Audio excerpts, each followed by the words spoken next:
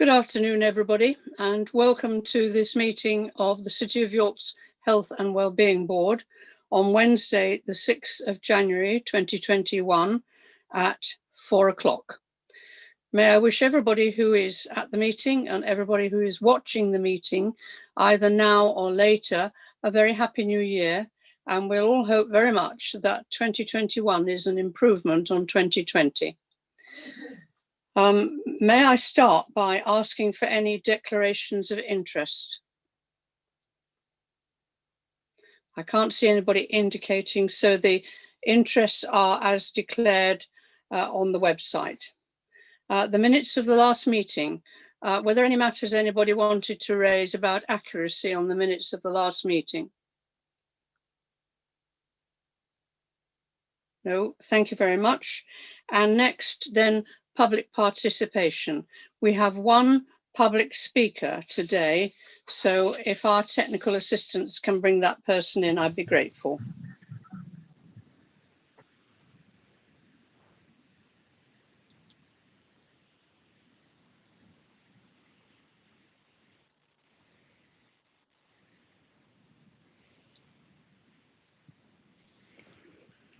Hello, this is Lawrence Parkin, the webcasting officer for York Council. Stephen, are you there? I am. Brilliant. All yours, Carol. Right. Welcome to our meeting. You have 3 minutes to talk about the subject that you have notified us about, which is the dementia strategy. Thank you. Thank you. Good afternoon. My name is Stephen Berkman, and I'm here in my capacity as chair of the York Dementia Collaborative, which was formerly called the York Dementia Action Alliance. I'd like to ask what progress the City Council has made towards developing a dementia strategy for York and when it's likely to emerge. In your own strategy document covering the period 2017 to 2022, you do mention dementia, and there was, as you may recall, a presentation to the Mental Health Partnership about this by the relevant officer in April 2019, since when responsibility for dementia has passed to the Ageing Well Partnership.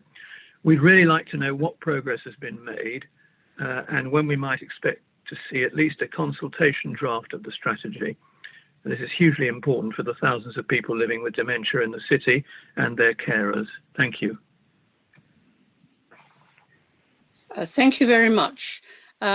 You'll be coming out of the meeting shortly, and you can join us again online if you wish to do so. But I am going to ask both Sharon Stoltz and Tim Madrick to make a very brief comment before you go. Thank you.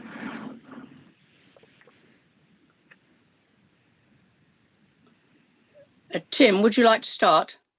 Yes, I mean, as Stephen mentioned, the dementia strategy was moved to the Ageing Well meeting, but I do share his concern that it's vitally important that we have a joined up strategy which is also heavily consulted on. I think it's an area that is of pressing concern if you take in the wider mental health concerns of the city and what that means for people in that group. So I'm more than happy as chair of the Mental Health Partnership to work with the Ageing Well group or meeting, but and I will contribute to that because I think we have a clear agenda to make the environment and the whole city dementia friendly. But I share his concern that it's really important that people with dementia and those caring for those with dementia have a say clearly in the upcoming document that we would expect to see. Thank you, Tim. Sharon, would you like to make a brief comment? Yes, I would. Thank you, Chair. I mean, I would echo the previous speaker's comments on how important it is that we have a dementia strategy for the city. We've made a commitment to York becoming a dementia-friendly city. My understanding is that the work to develop the strategy was well underway, but has been halted since last kind of February, March time because of the pandemic. the staff who were working on that plan have had to be redeployed to focus on priority areas of service provision due to coronavirus. What I can do, Chair, if it would be helpful, is make sure that we're able to provide a post-meeting update in the minutes as to the revised timescale for that document to be produced and consulted on. So both Tim Madgwick and the caller know what the timescale is we're working to. That'd be very helpful, Sharon. Thank you. And thank you, Tim, for agreeing to work with Sharon on that. And that will come back to our next Health and Wellbeing Board meeting. Thank you to our speaker. Thank you for giving up your time to come. Thank you. Right, now we go on to, thank you, bye-bye. We go on to agenda item 4, which is a review of the terms of reference. And I think Tracy's going to mention this one, aren't you? This is really a technical paper. Tracy? Thank you, Chair. We've brought these back to you today with just a few minor amendments. We've made some slight changes to how we appoint to the committee, and also just updated the membership to reflect it as it currently is. So we're asking you to confirm the changes at Annex 1 and to confirm that you're happy for these to be ratified at full council. We will, of course, bring them back if there are any further changes.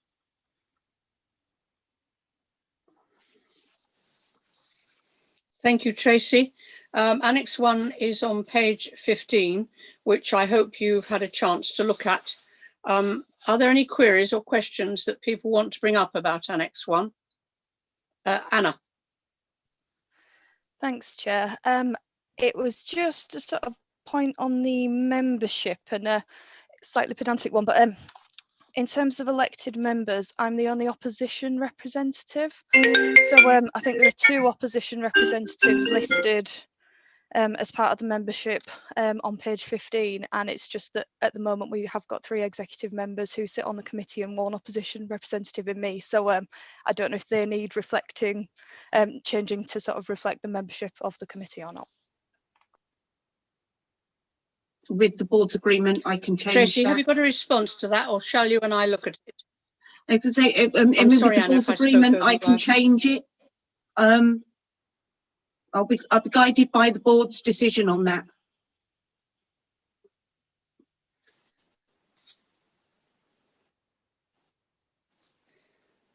Yes, I'm not quite sure if Denise is here as an opposition representative or as an executive member, but I have a feeling that she's here as a member of a representative of her party. Yes. Denise, do you know? Yes, I think that's where it comes from. I think that is the case. Yes. And obviously it hasn't altered. It hasn't been altered in here since the beginning of this council term. That hasn't been addressed. So I'm sure we could sort it out if we took it away. We can change it if you would like, just to show that it's basically 4-party representation.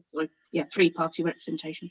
Yes, that's what I wanted. Yeah. Yes. Yeah, yeah, we can change that. I've always had all parties represented and I want that to continue. Yeah. Okay, is that okay with everybody? Yeah. Right, Tracy, we'll put our minds to that again afterwards, but that seems to be agreed. Thank you very much. And now we've got agenda item 5 on page 19, which is the report of the independent chair of the York Health and Wellbeing Board's Mental Health Partnership, and that's Tim Madgwick's paper. Tim. Good afternoon, Chair. Thank you for considering my report. I will make the timely assumption that most people have actually had a chance to go through the report, but I would, I'll highlight certain points, then I'll pause, and I will make some comments at the end in relation to some of my concerns in relation to the result of the pandemic and what that has, the consequences that's had for mental health, and the partners who report back to the partnership group. If I look at page 2, item 9, I'd just like to highlight some of the real progress that's been made by the Multiple Complex Needs Network. And a lot of that work's been underpinned by huge involvement from the CVS, and then the principle of co-production and co-involvement through that. And it's starting to shape and change how I think we view the needs of those individuals who are living with multiple complex needs, and how we can start to change the services and how they can access service and listening to their voice. So I'm grateful to those people who've been involved, and the ongoing work by Lankelly Chase, who've supported that right the way through the last couple of years. I will touch on the issues in relation to COVID at the end of my report, if I may, Chair. Particularly want to mention the ongoing work in relation to the Northern Quarter and how that links into the CMHT, which is the Community Mental Health Transformation Funding bid. An awful lot of our work has gone into the Northern Quarter project, not because we'll keep it as a Northern Quarter, it will eventually spread to a whole citywide approach, but we decided in the last couple of years that we could work with a whole group of community assets, community organisations, supported by virtually everyone within the health agenda, I have to say. And despite what people have experienced in the last 9 months, 10 months, we've continued to make progress, which I'm very grateful for. Doesn't mean there haven't been some challenges, and there are ongoing challenges and there's some frustrations. But what that's meant is we've come to to December, when nationally we had to bid for for monies linked to the community mental health transformation process.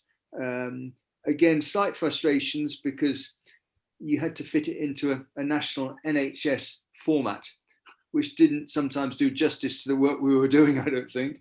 And we lost some of the essence, but we have received a lot of positive recognition for the principles that we've been embedding over the last 18 months, 2 years. And with a heavy emphasis on this will be a 3-year piece of work. The Community Mental Health Transformation Fund will fund 3 years worth of work with increasing funding each year.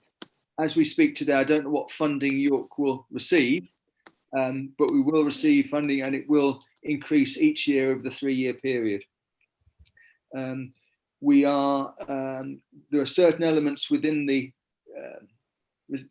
I suppose not rules, but guidance that we have to include certain areas, and we certainly will do that.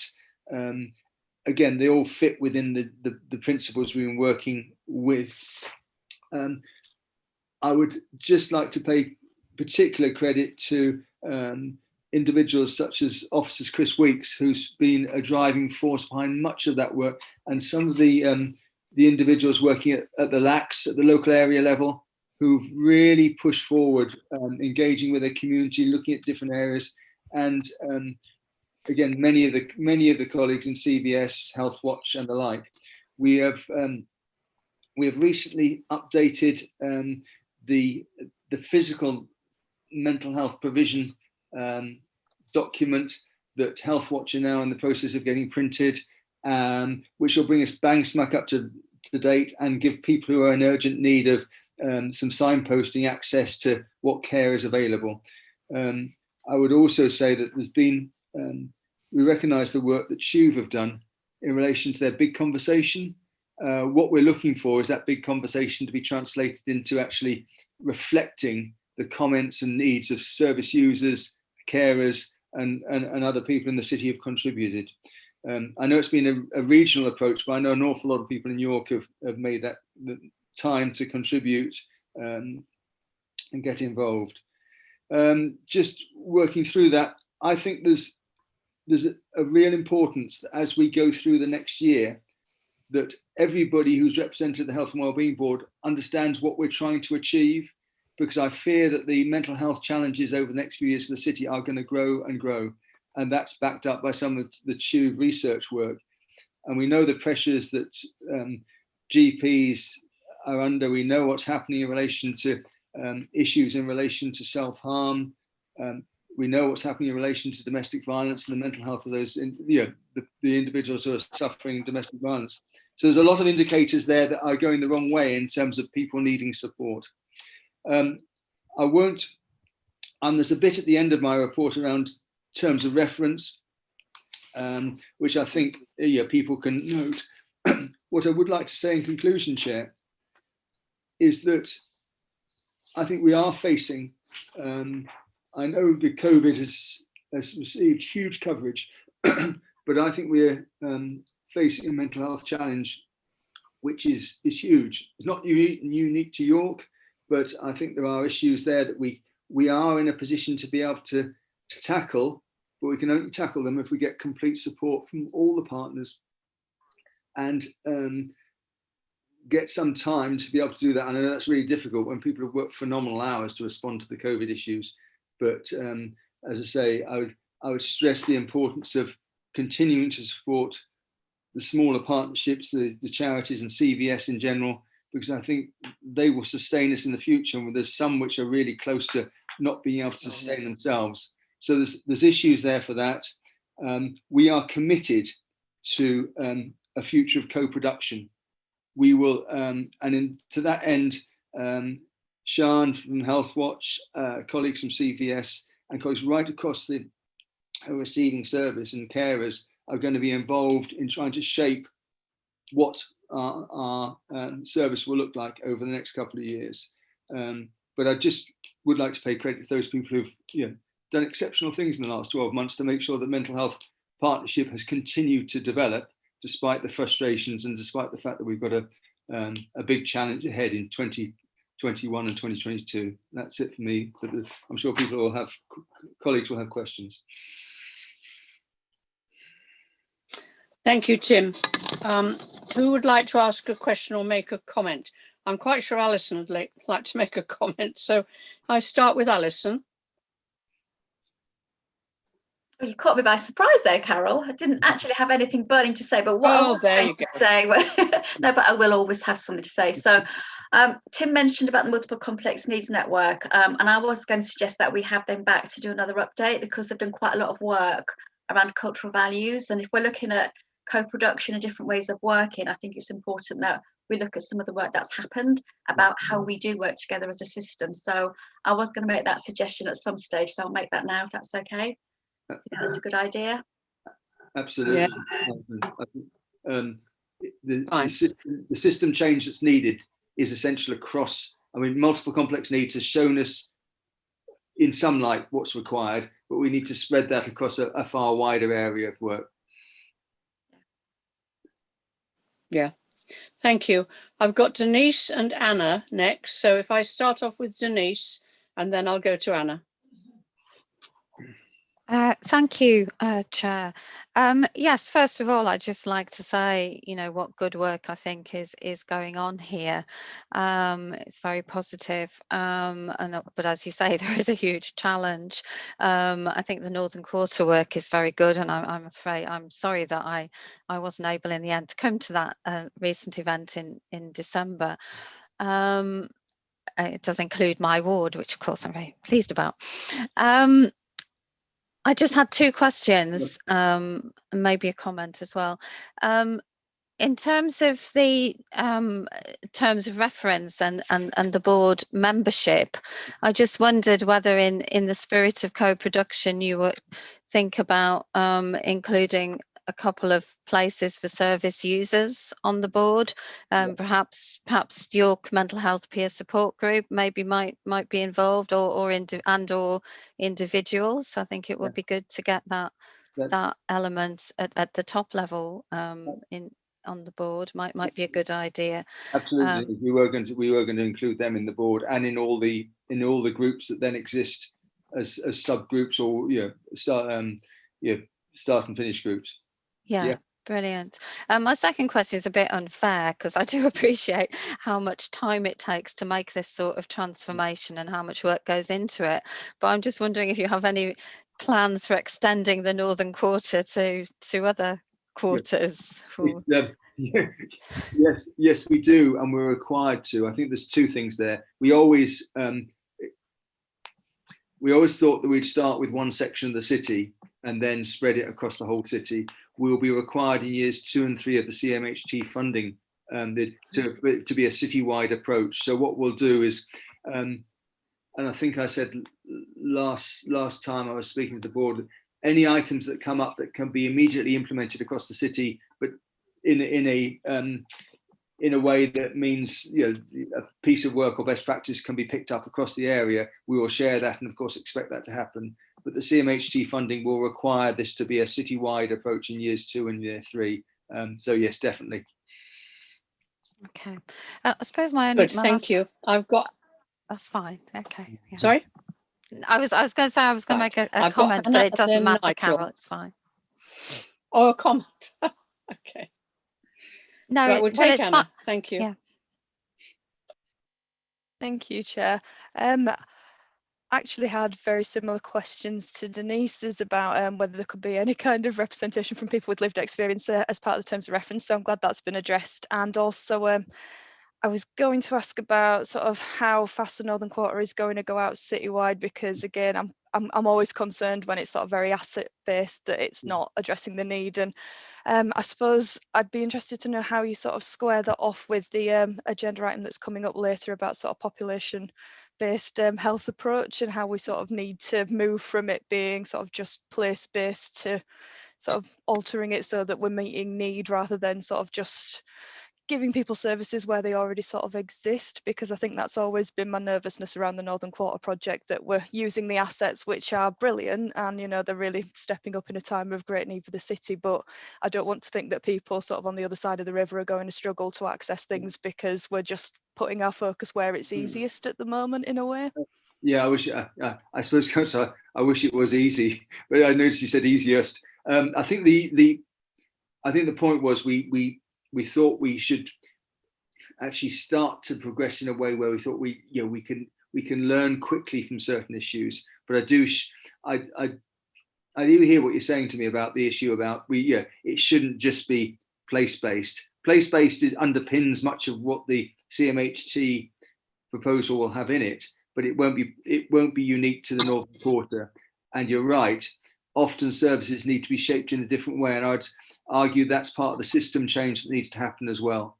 I think sometimes expecting people who are really finding it difficult to just get through a day, let alone anything else, to trail across the city to one side for something may not be the answer. Sometimes it's about taking services to them.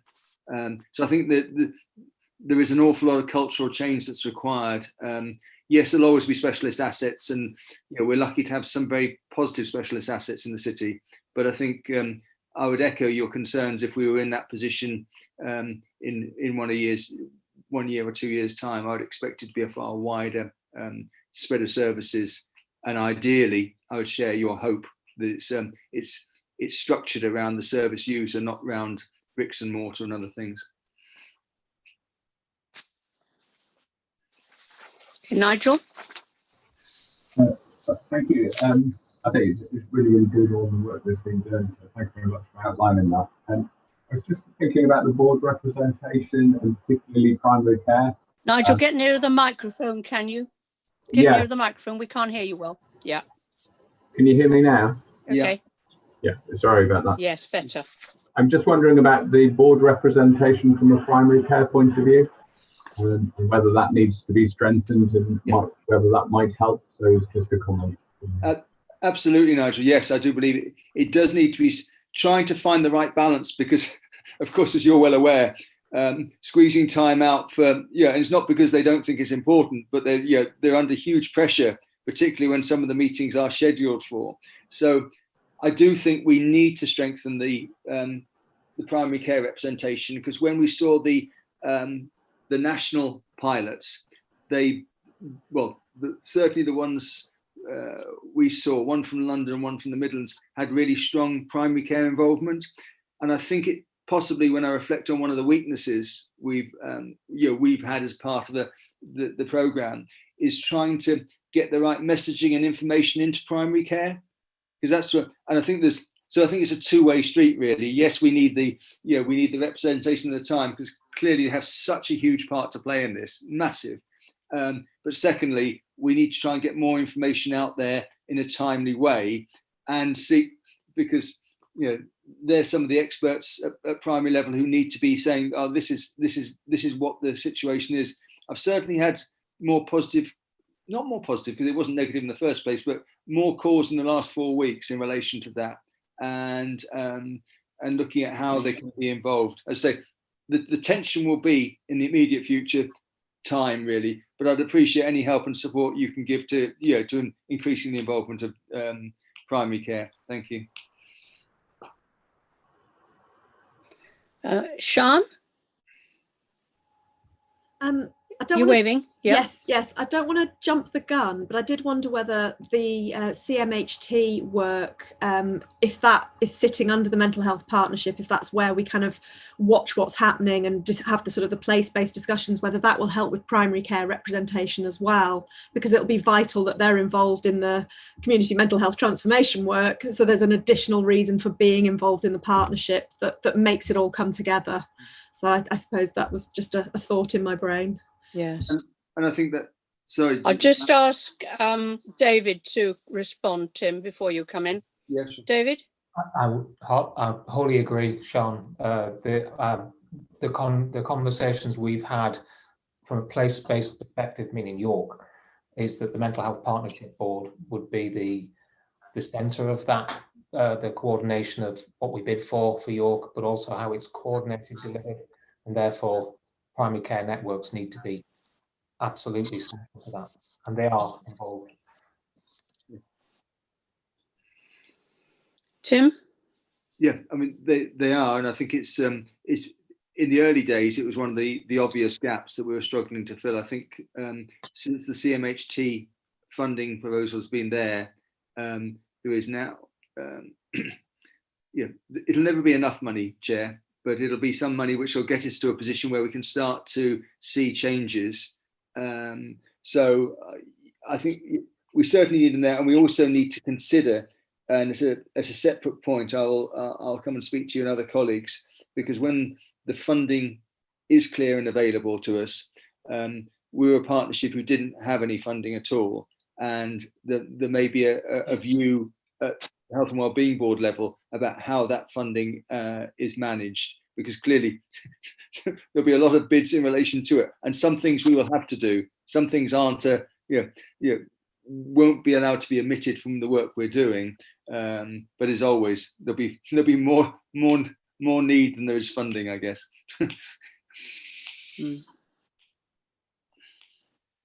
Right, thank you. If there aren't any more questions or comments, I'd like to draw your attention to the particular notes about the terms of reference, which are on page 23 at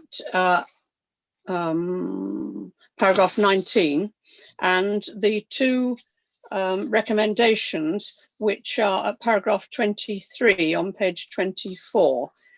And I'd like to know your agreement to those two recommendations, bearing in mind Denise and Anna's comments and Tim's response. And can I see, is there anybody dissenting? I think we can take that as assent, Tim. Right, that's lovely. So the terms of reference are as in the papers, and the support and the application are supported as well. Thank you, Thank Chair. you very much. Thank you, Chair. So, yeah, turn my pages over. So the next item on the agenda is the population health paper from Peter, which is agenda item 6. Peter? Thanks very much, Chair. I'm just going to go through a quick presentation for members of the board. So I'm going to share my screen and hope that the technology gods shine on us to get the presentation going. I'll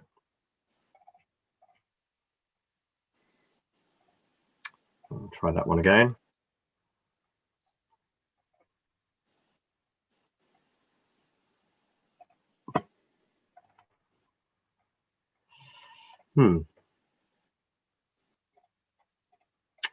Sorry, everyone. It's not saying it will share. I don't know if any of the technical people are able to help with that. On the call.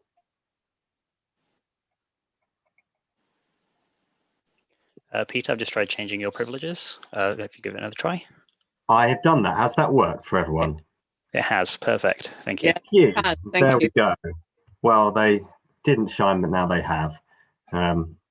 So I'm going to just put it to full screen so that it's a little bit bigger. Right, hopefully we can now see a presentation that's entitled Building a Place-Based Health and Care System in York. So I'll just run through this very quickly for everyone. The paper, I'm going to assume, has had a read from you all, so won't repeat what's in the paper, but hopefully actually give it probably a few additional bits to build and fill in the picture from what is within the paper. So there's a few contexts to this presentation and to this item, which I just want to go over. First of all, is the context from which we are all working in, but the impact of the pandemic on the health of the population in York is huge. We've previously discussed, or rather the board has previously discussed that and looked at some of the data that we knew about last summer. Since then, I think we know even more about the way the pandemic has affected communities, has exacerbated inequalities, has led to people's health being impacted in a real multitude of ways. That is the first context, I guess, to any presentation that talks about what our need is as a city.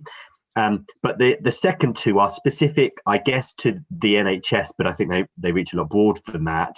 But the second one is the NHS long-term plan, which a couple of years ago was published and specifically asks the NHS to use data better on its population in order to build services around what people living and accessing services, and perhaps not even accessing services, going about their daily lives, use data on them better to help support them to live healthier and longer, and when they do need care, to get the best care that they can possibly do. And that obviously doesn't just extend to the NHS's care, but would include social care and other ways in which we are supporting the health and well-being of the population. And the third one is a document which recently came out from NHS England called Integrating Care. And this is a policy document, but it's about to enter into the parliamentary timescale to enact some legislative change. Essentially, one of the things that it does is make the integrated care system locally, which is Humber Coast and Vale. It will put it on a statutory footing, so it will make it a formal organisation across the whole of our region. And then it will also establish place-based arrangements, of which it's been agreed that York will become a place in the new NHS architecture. And that will probably have some repercussions which at the moment are a little unclear for some of the structures around the NHS in the City of York. And the purpose of the presentation isn't to go into the structural bit, but it is a bit of context for what we're about to talk about. The paper talks about two things, and I wanted to make sure I was really clear on them. So I've done a little diagram. I hope this does make it clear. It talks about population health, so the big circle, what we do to improve the health of our whole population for the City of York. And this is delivered by so many different people. It comes out of the third sector and community and voluntary groups. It comes through statutory services from the council, the NHS, and different bodies, the police, fire and rescue, pharmacy, general practice. So population health is improved by all of our actions and needs to be.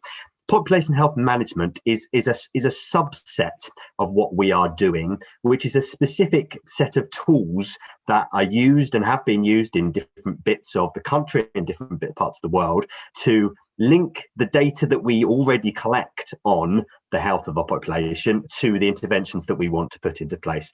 Population health management isn't everything and won't solve everything, and it's in many ways something we've already been doing for a number of years, but has in recent years been formalised, particularly within the NHS, into a set of tools and processes which in York we're starting to think about how do we use them and how do we really sort of maximise their impact. And we're not starting from scratch, and want to acknowledge that this board and the work of the board, the health and wellbeing strategy, is based on the Joint Strategic Needs Assessment, which has used data for a good number of years now very effectively, and we take that and we build on it as an asset. We've done specific work around COVID to understand health impact. We've got a couple of collaborations which I draw attention to for North Yorkshire and York around population health data, trying to get better access to data and to use data better. And at the moment, we are being supported by NHS England and an organisation called Optum, specifically around population health management. That is a national programme that is being rolled out in Waves, and Humber Coast and Vale are part of that wave, and York is participating in that. So some good things are already happening.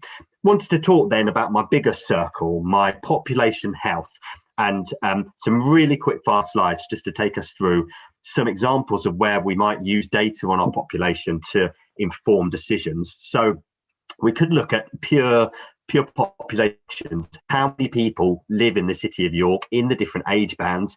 Is that number going up or is it going down? And how do we plan services to accommodate any additional people that are coming in? And this would also extend to those not only who are being born, but those who are migrating into York, either from other parts of England or the United Kingdom, but also from overseas, and migration and things like that. So will we use regular data like this to inform the choices we're making?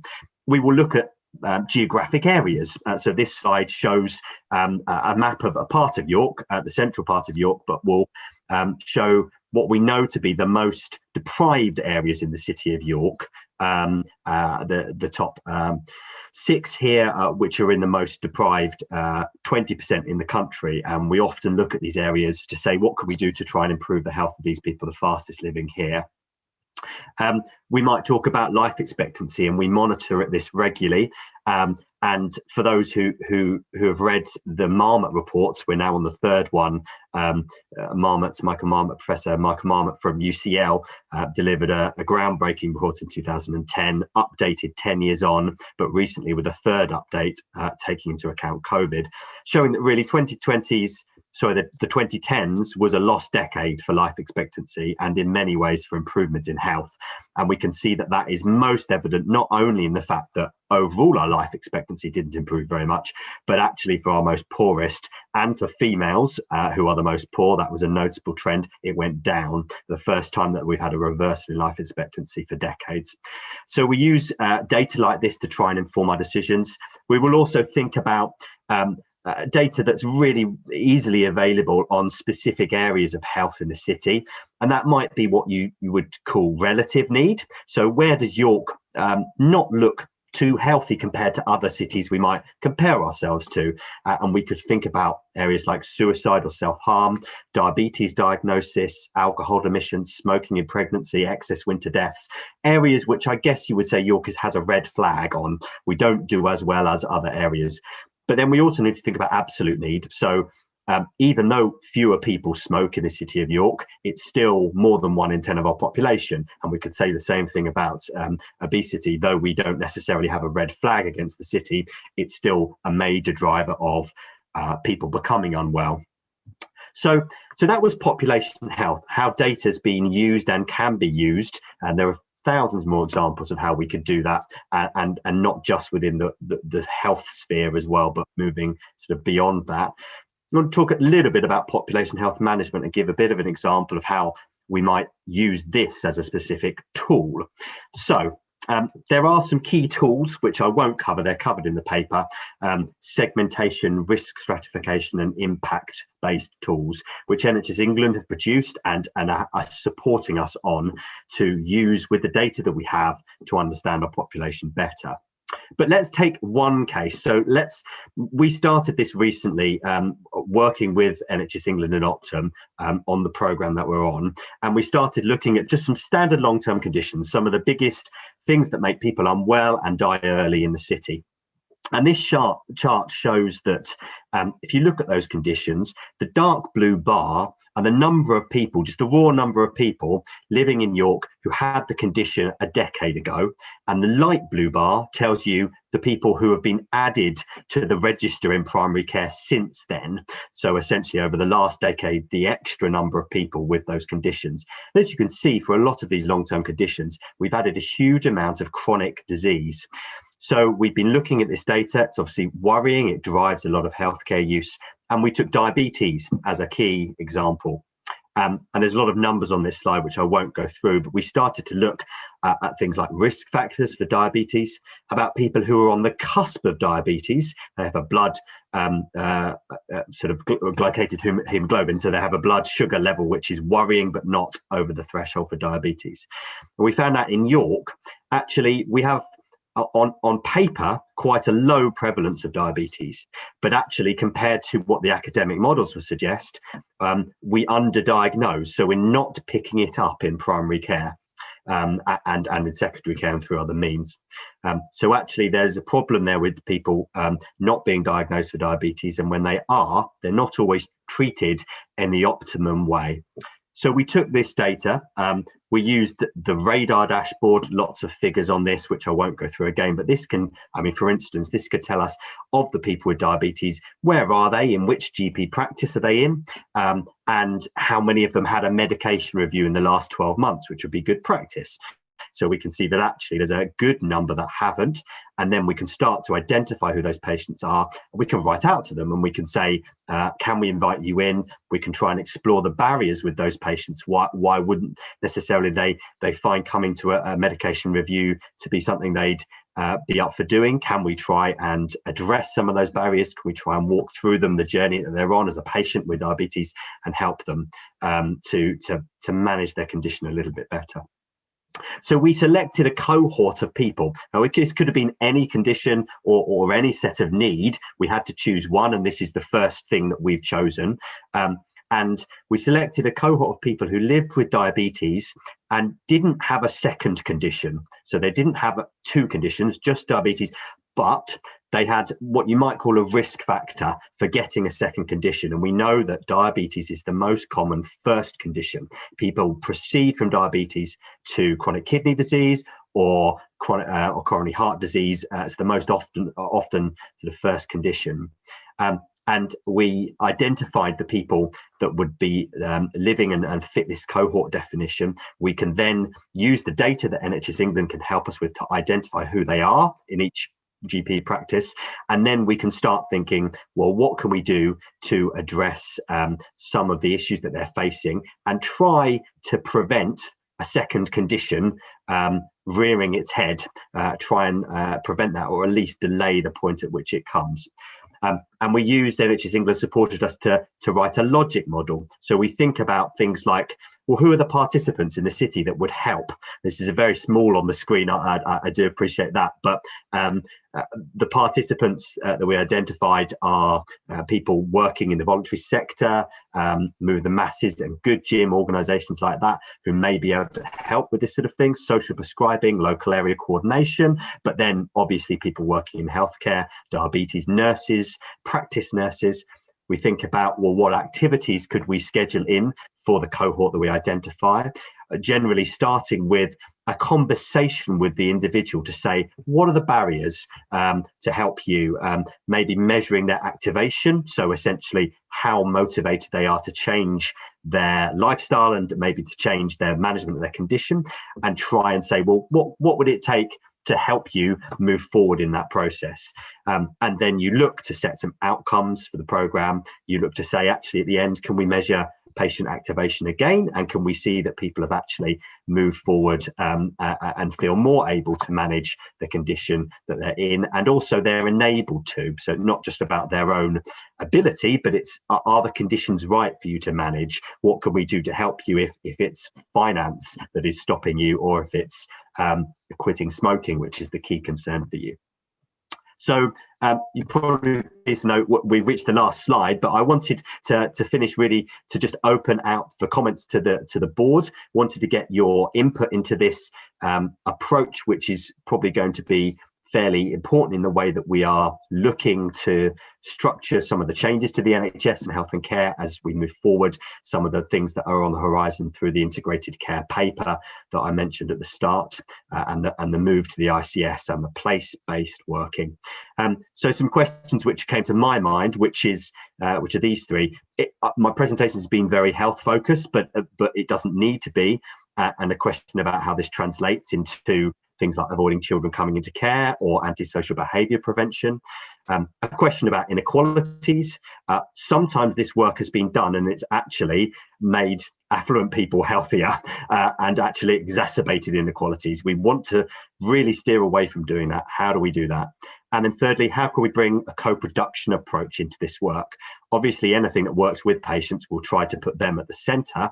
But even thinking about the work in general, how do we make sure that it reflects what patients feel they need? How do we make sure it doesn't tread on any difficulties when it comes to dealing with patient data, and we stay very safe in the way that we're identifying patients and contacting them, so we do everything in a very sort of robust manner. So those would be the three questions, Chair, I wanted to leave the board with, but I'm sure there are plenty of others, so I'll just open it out and hand back to you, Chair, for comments. Thank you very much, Peter. That's really useful. Just to remind everybody, we're asked to do two things. We're certainly asked to comment, and that is what we'll be doing next. And then we're asked to endorse the approach. So can I just have comments, first of all, please, or any particular responses to the questions that Peter put up on the screen?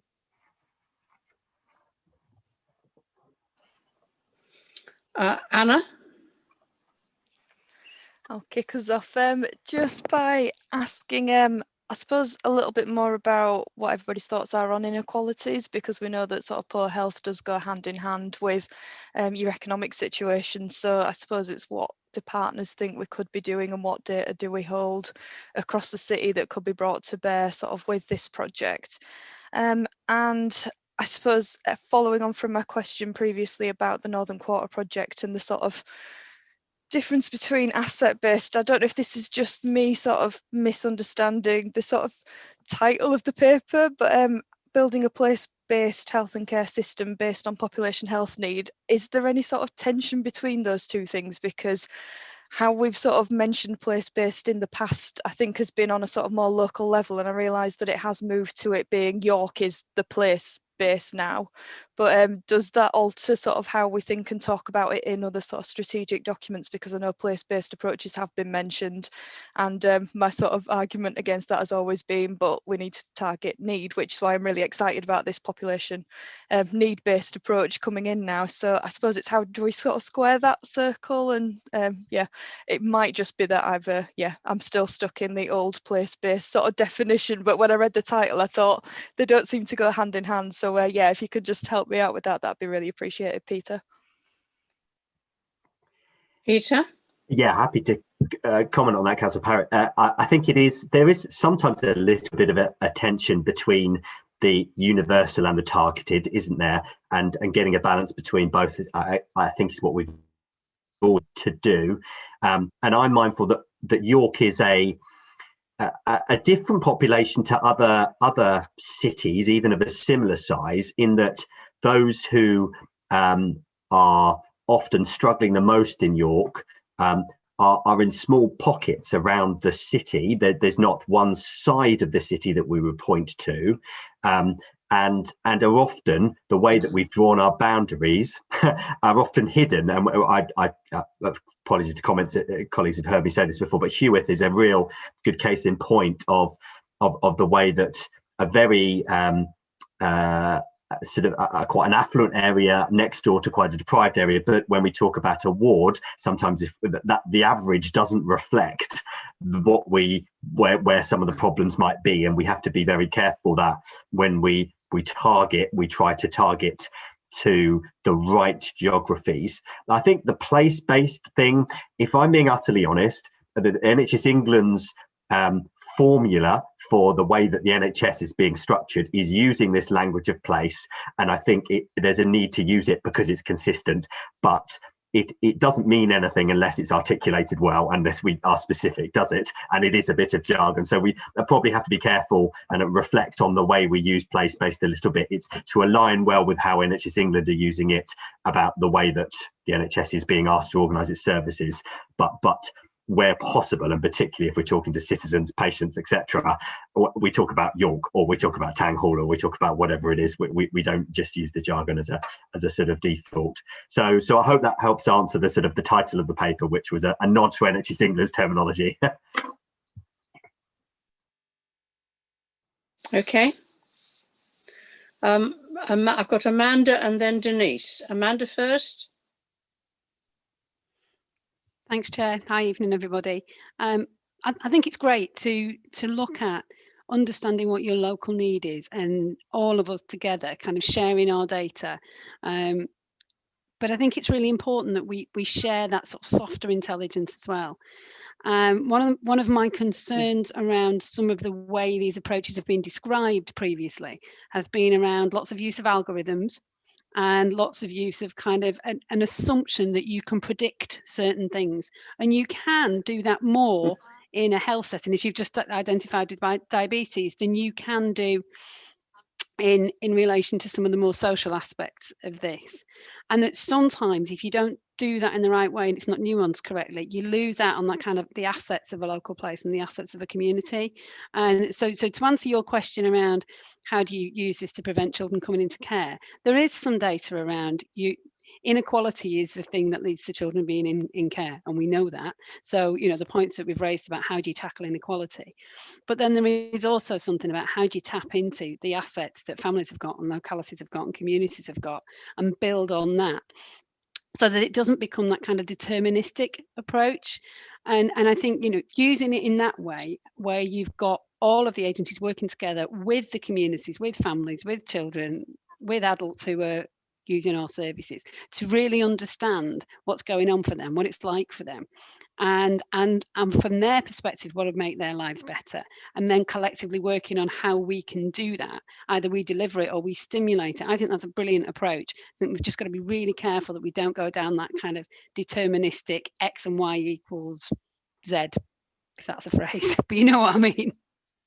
I absolutely do, Amanda. And an example from my world is for a number of years we used to try and predict hospital admissions using a tool which actually, when we went back and evaluated it, turned out to be really quite bad at predicting who in the population was likely to access a hospital. It was something like it was double as good as our previous level of intelligence, and everyone thought that was wonderful, but actually the previous level of intelligence was sort of 1% correct, and our new tool made us 2% correct, but that didn't actually really help very much. And so I think the algorithm use has to be very careful. What the risk stratification pyramid within this has been misused so many times, and particularly that focus on the highest risk, where actually even if you change the picture for those who are at the highest risk, which is often the hardest to do,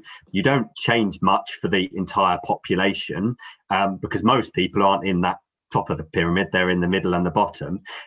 What people have been talking about recently is that people who are rising through risk levels, so trying to spot people who are on a trajectory towards risk in the next few years if we don't intervene now, and trying to put the intervention now rather than later, because it's less costly but also better for them. And those are the things I think I'm more interested in. I totally agree with you. The algorithm bit of it can be misused, and has been a lot with, you know, sort of targeting of welfare benefits, that sort of thing. It's been actually misused quite poorly in some circumstances, hasn't it? Yeah, that's worth a whole evening's discussion, actually, Peter and Amanda. It really is. If you start putting a label on a group of people or a family and say this is what's going to happen to them, you're doing them a total disservice. Anyway, let's take Denise and then Sharon. Thank you. I think Denise, what I yeah. was Hello. Yes, I think what I was going to say was kind of something like what you've just been saying. There's lots of different ways to say it, aren't there? How I was framing it was that it's great to use the data as effectively and as well as possible, but there is something about I'm not sure what the right word is, corroborating that data, vindicating, getting feedback, having, you know, that from the grassroots, from on the ground, from the kind of things Amanda was talking about, from the local area teams, from all the networks that we're trying to pull together. So if we can bring those two aspects of it together, we can perhaps have an approach that's very powerful, but it seems to me it's about balancing it. Would that be fair to say?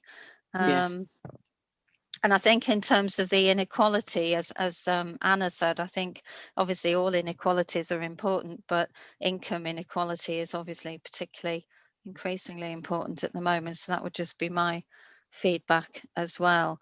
And I suppose also just, it seems if this approach is going to progress well, we need to make sure from the council perspective that we reach all the parts of the council that could really link into it and make use of it. Perhaps housing from my perspective. And just final point that I think applies to everything almost on this agenda is that by telling stories, by giving examples, I think it makes all of this a lot more accessible for people to see how useful this is, because it's quite theoretical, isn't it, some of it, but if you can give good examples of how it works, that's really useful. Yeah, I quite agree with you, Denise. Before I go to Sharon and then Sian, the financial inclusion group, which you and I sit on, works really hard to try and help people whose finances are not healthy and who need support. And often a very small amount of money can make all the difference to them. So that's something that is very much ongoing work, isn't it? Mm. Right, Sharon, Sian, and I've got another one somewhere. Hang on. Pippa. Right, so Sharon first. Thank you, Chair.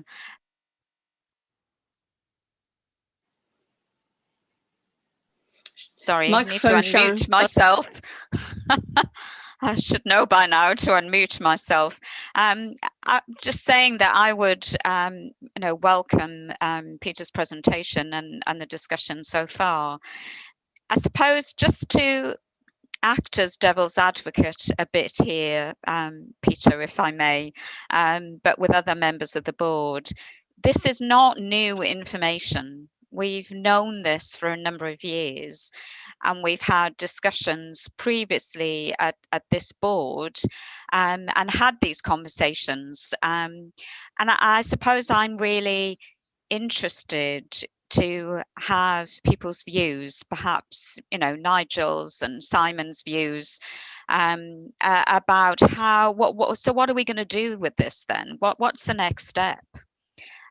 There's lots of discussion at the moment, isn't there, about, the NHS is reorganizing itself. We know the direction of travel for the ICS. There's going to be a North Yorkshire and York integrated care partnership probably. And we've talked about York Place, and there are lots of discussions about York Health Leaders Board, etc., etc.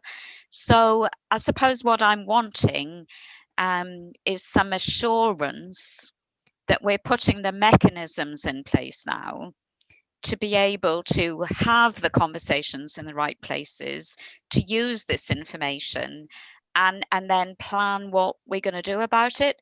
So we're not sat here in 5 years' time looking at another presentation that says we've added even more people onto that bar chart with these long-term conditions. So a kind of bit of a challenge to all of us, really, but kind of the key leaders who are here tonight about what are we going to do about this then as a partnership. I'll take Sian and then Pippa, and then I'll ask Peter to respond, please. Sian. Thank you, Chair. I mean, I think for me, the big challenge is around how do we even decide what it is we're going to do? Because every single one of us could name half a dozen priorities on our list right now that we don't actually have the capacity to fully tackle all of them 100%. So, I mean, I could sit here and say, I think dementia is a massive issue at the moment. I think learning difficulties and support for people is a massive issue. I think support for families of children with special educational needs has been picked up. I know carer support is massive. Poverty, mental health, we've heard about the surge stuff. So I think all of this data is fascinating, but it's how we make sure we don't just use it as a sort of a rabbit hole that we disappear down, but we actually make some decisions about what we want to do. I think in terms of co-production, we all have contact with people. There isn't a sort of a magic wand we wave where someone brings us a group of people to co-produce with. We have already agreed, committed as a board, that we will follow co-production. So I think it's up to all of us to be part of that, to commit to it every single day in everything that we do. And I think there's something very difficult for me around population messages and health messages, and particularly at the moment when we're saying, don't not go to the GP, but don't go to the GP. And I think there's something about how we engage our population in what it is they need to know about when they should be accessing services, about when they should be seeking help. And I'm very aware of the fact I'm one of those people who is more likely to go and access help because that's what I've been brought up to do. But there's a whole issue around culture, around understanding of the population health. And it's a massive topic in terms of how we get those people who most need to seek help. And I sometimes think that the challenges around making those messages right so that they don't land with people like me who immediately go, well, there's half a dozen things I can go and talk to my GP about, but how we collectively get the right messages, the right information to the right people to make sure the right things happen. That's a whole discussion topic as well. So I don't know if I've actually asked a question or just said a lot of stuff, but that's kind of where I'm at with this. You've asked a lot of questions, Sian. And for me, before I go to Pippa, and also I'm going to ask Nigel to comment, one of the big difficulties is where people get their information from and whether that information is accurate. And you've only got to say the word vaccine and you'll probably know exactly what I mean. Right, Pippa, you wanted to make a comment. Thank you. Yeah, just a couple of brief comments. Thank you. I really welcome this, and I think it's been an exciting development for us because it, as Sharon says, it builds on a lot of things we already know, but I think it shapes and leads us in a good direction. I think, to use the cliche, it's really helpful to have something that says prevention is better than cure and to continue focusing on tackling inequalities. I think for me, in my work around commissioning and the report that we've got later on Better Care Fund, I will really want to be able to draw on this to help shape decision making, to make sure that we're targeting the resources we have to where it will make the most difference. And what I've enjoyed about the involvement I've had in this work so far, I've been part of a multi-agency, quite an inclusive group that's been looking at this and trying to understand the intelligence that Peter's describing and thinking about, to answer Sian's question, where should we start? Let's start somewhere where we can definitely have an impact that will make a difference so that people can have confidence in it as well and feel that we've achieved something. So to me, it's very, very positive, but it's the beginning, it's not the end point. And I'm just really glad to be part of it and want to say thank you. Yeah. Nigel, then Peter. Yes, thank you. Thank you, Peter. I welcome this and this approach. I think, Sharon, that's a really good challenge to us all.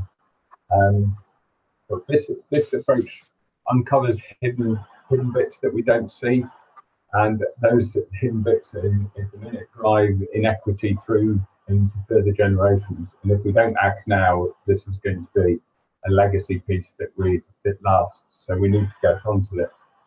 I think we need to, something like this will create momentum, and we need to sort of tell stories about it, publicise why we would do it and the benefits, and also be clear about what good looks like and the things that we can do and are doing, and show people that.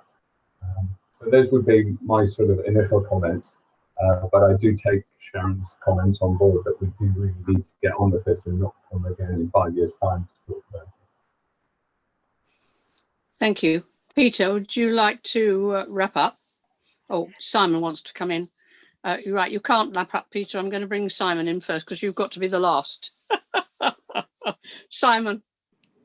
Thank you, Chair. I mean, obviously, I welcome this as well. There is a sort of basic question here, and it's not new. Just going back to Sharon's point, none of this is new in terms of population health management. Just looking at this from a purely health perspective, but the challenge that this sets us is effectively around whether we can hand on heart say that we systematically use data to drive the decisions that we make, and the decisions that we make that effectively meet the needs of the population that we serve. And I don't think any of us can hand on heart say this. So the reason I think why this hangs around like a bad penny and doesn't go away is because it effectively forces us to do that, and that's why we have to embrace it really going forwards. I think thinking about Sharon's challenge, what we don't have at the minute, I think, is an effective vehicle within the city to do that, and that is. And I know some of this has been driven by the blessed NHS's desire to reorganise itself again, but I think there's an opportunity for all of us to gather around that document around integrating care, because there's real opportunity for us to think through how we properly address health inequalities in this city. And at its heart and will be, I think, mechanisms like population health management around data-driven management, and there are, particularly in health terms, Amanda, times when a little bit of determinism doesn't do a bad thing, because we're not as deterministic as we probably need to be with some of the conditions that a significant proportion of our population are sadly struggling with. So I absolutely welcome it, and I absolutely recognise as well the challenge that Sharon sets us. We have to rise to that, and I think at a future health and wellbeing board, perhaps we do need to spend a bit of time talking through just what we think, certainly from an NHS perspective, but what the opportunities are for all of us with the integrating care document and the changes that are about to be made. Thank you, Simon. I think, Peter, you will be brought in a minute. I think one of the things we might think of doing as a Health and Wellbeing Board is having a workshop on this. I think there's so much in this paper that needs a discussion rather than an agendaed formal meeting.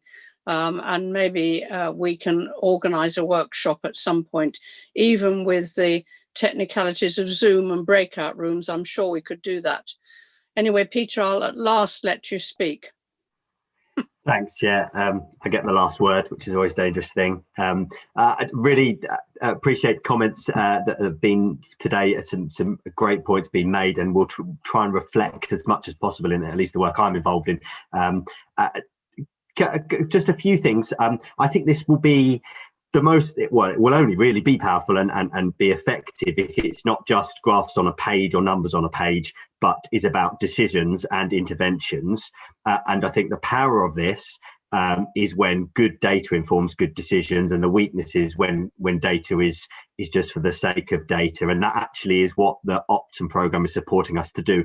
That the timing of this board finds us halfway through the Optum programme, where we have done quite a bit with the data to identify who's the right population we want to focus on, but we haven't yet got in a way to the key bit, which is actually how do we do some really simple things to improve the health of those people and evaluate if it worked, and that's the key bit if we don't get to that bit. So I guess it's a method as much as it is talking about data, and there's some really quick opportunities there that in a way that's almost a bit of a moral sort of imperative that we get right for our population. I mean, for instance, if in primary care we get certain people with certain conditions medicated on the right medicine, we will prevent stroke, we will prevent diabetes. And we already have a really good understanding of the number of strokes we could prevent per year, the number of heart attacks we could prevent per year through those things, through primary care prescribing that's right, through secondary care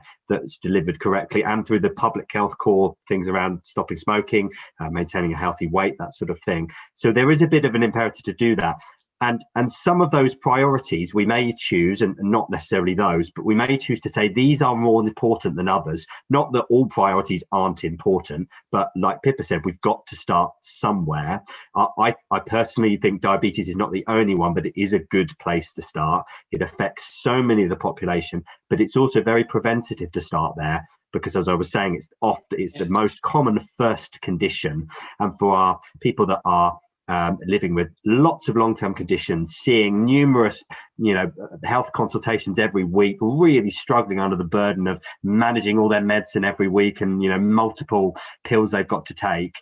It started 20 years ago, often with having a little bit too much excess weight and having their blood sugar tip over into becoming diabetic.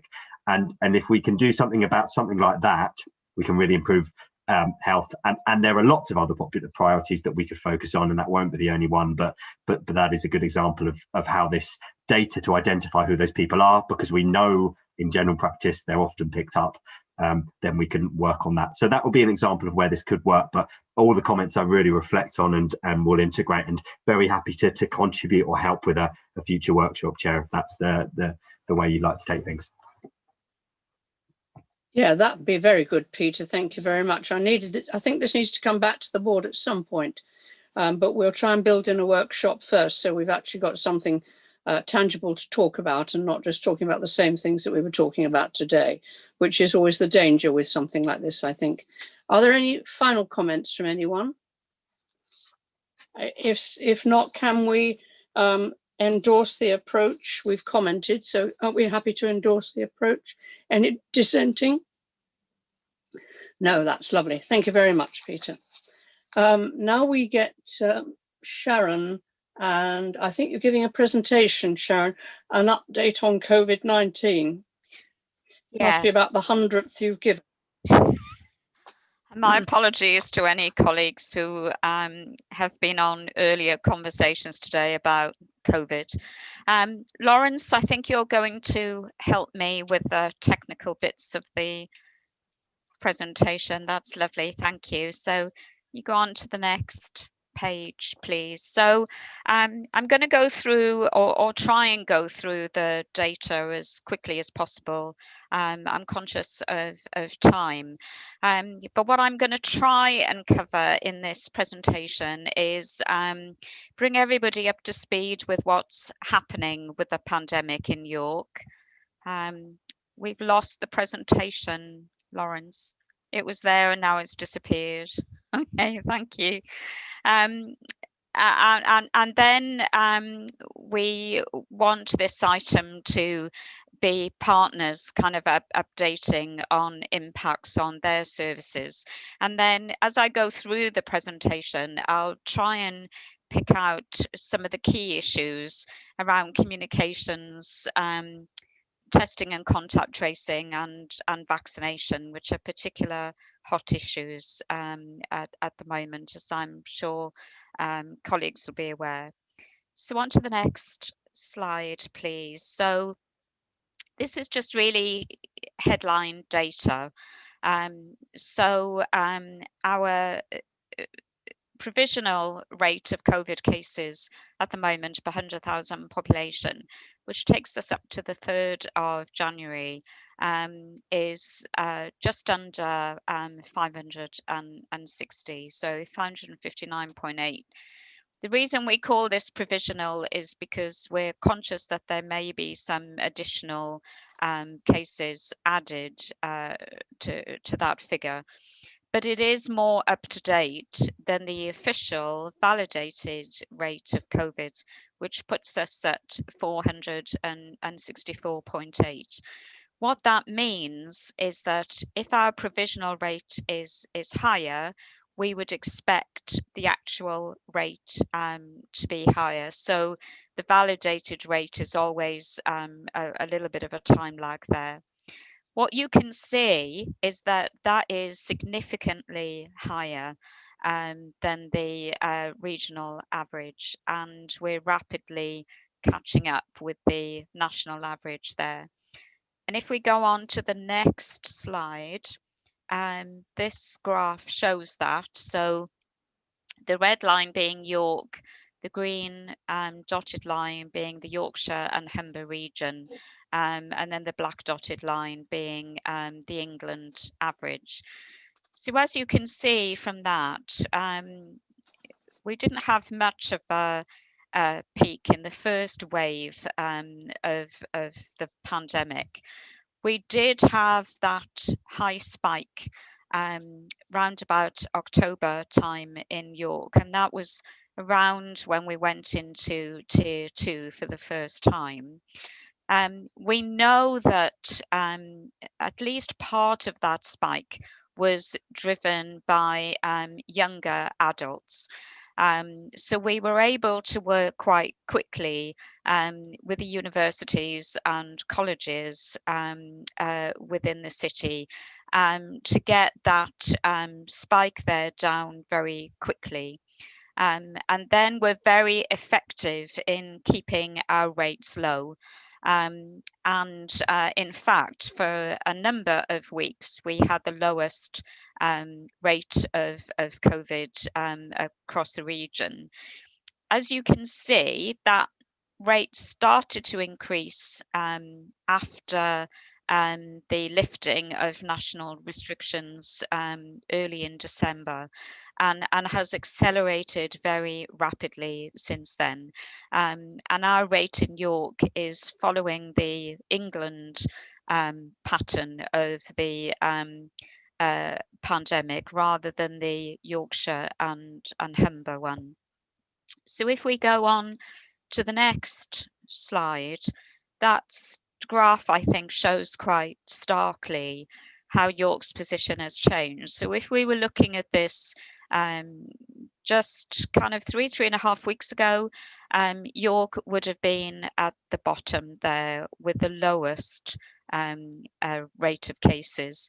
And the fact that we've gone so quickly within just a few weeks really to having the highest rate of cases, that kind of gives you quite a good illustration, I think, of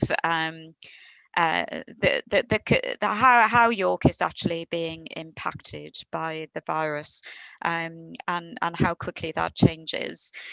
Just to put that in a little bit of a context, we were averaging in the week up to Christmas week, we saw around 561 cases that week.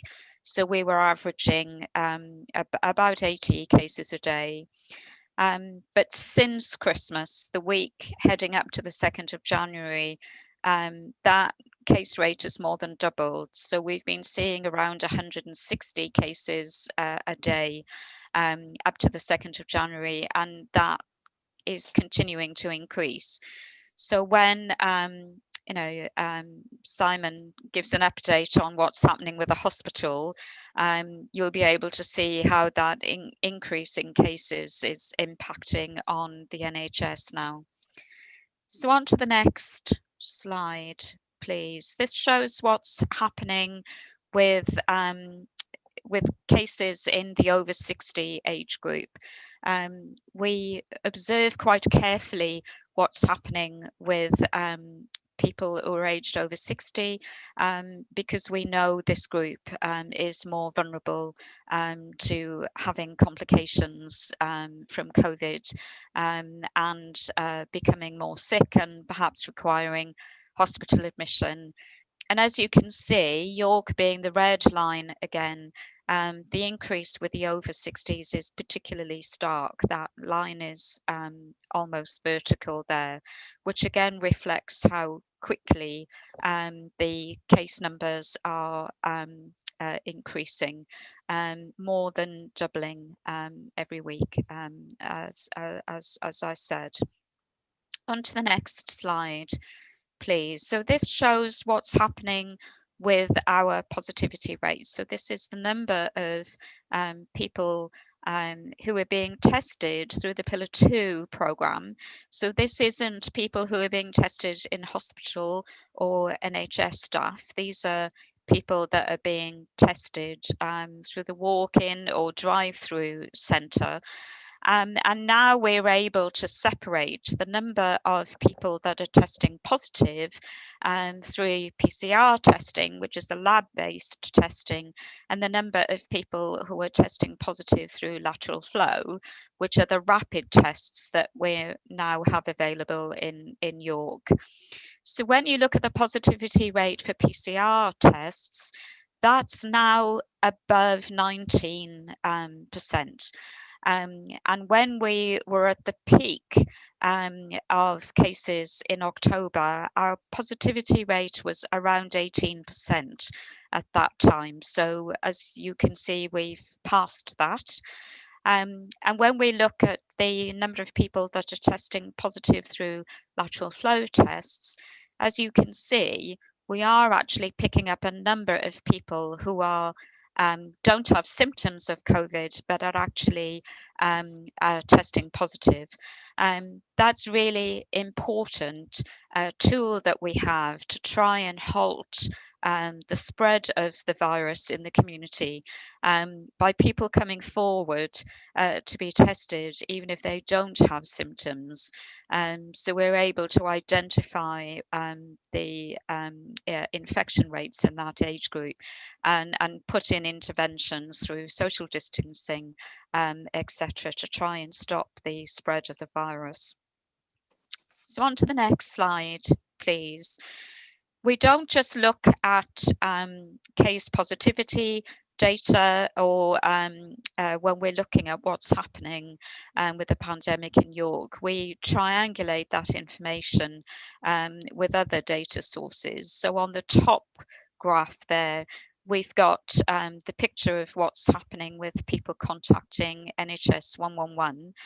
And again, you can see that we had the peak earlier in the year. That came right down. It's been quite stable for quite a number of weeks, and now that's starting to increase again quite rapidly. And similarly, the bottom graph, this is the number of people who have volunteered to register with the COVID symptom app. This isn't the NHS test and trace app. This is the COVID symptom app, the research data that estimates how many positives there are in any given population. And as we can see, there's been quite a steep increase with people registering symptoms, and that rate is estimated to be even higher than the people who are actually coming back through with positive infection through testing. So that gives us quite a reliable picture that there are many people that are experiencing COVID symptoms at the moment.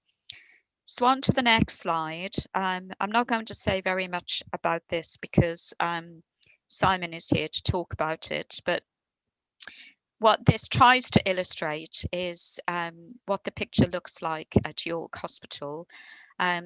One of the challenges with this data in the way that it's presented is there's always a time lag.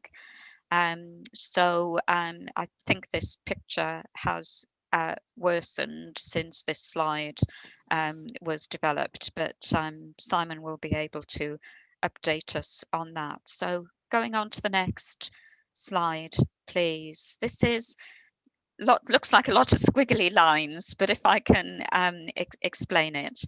The blue line shows the total number of deaths that we've had in York residents so far this year. And the bottom red line looks at how many of those are COVID deaths. And as you can see, we had quite a peak of excess deaths not just to COVID, but other related diseases in the beginning of the year. The number of COVID deaths then has been very low, and we're now starting to see a bit of an increase there. But when you look at the overall picture for deaths in York, compared to the sort of orangey brown line, which is the average number of deaths that we've seen across the city, the average for the last 4 years, 2014 to 18, what you can see is that our overall death rate is not too dissimilar. And that's really because the interventions that we've got in place to manage the pandemic, hand washing, face covering, social distancing, etc., works for other viruses as well. So we've seen fewer deaths from seasonal flu this year. We've seen lower rates of norovirus, etc. And so it's possible that we reach the end of the year with no excess deaths.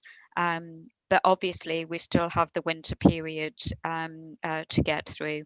So we won't be able to say with any confidence what's happened around excess deaths until we're reviewing the data up until the end of March.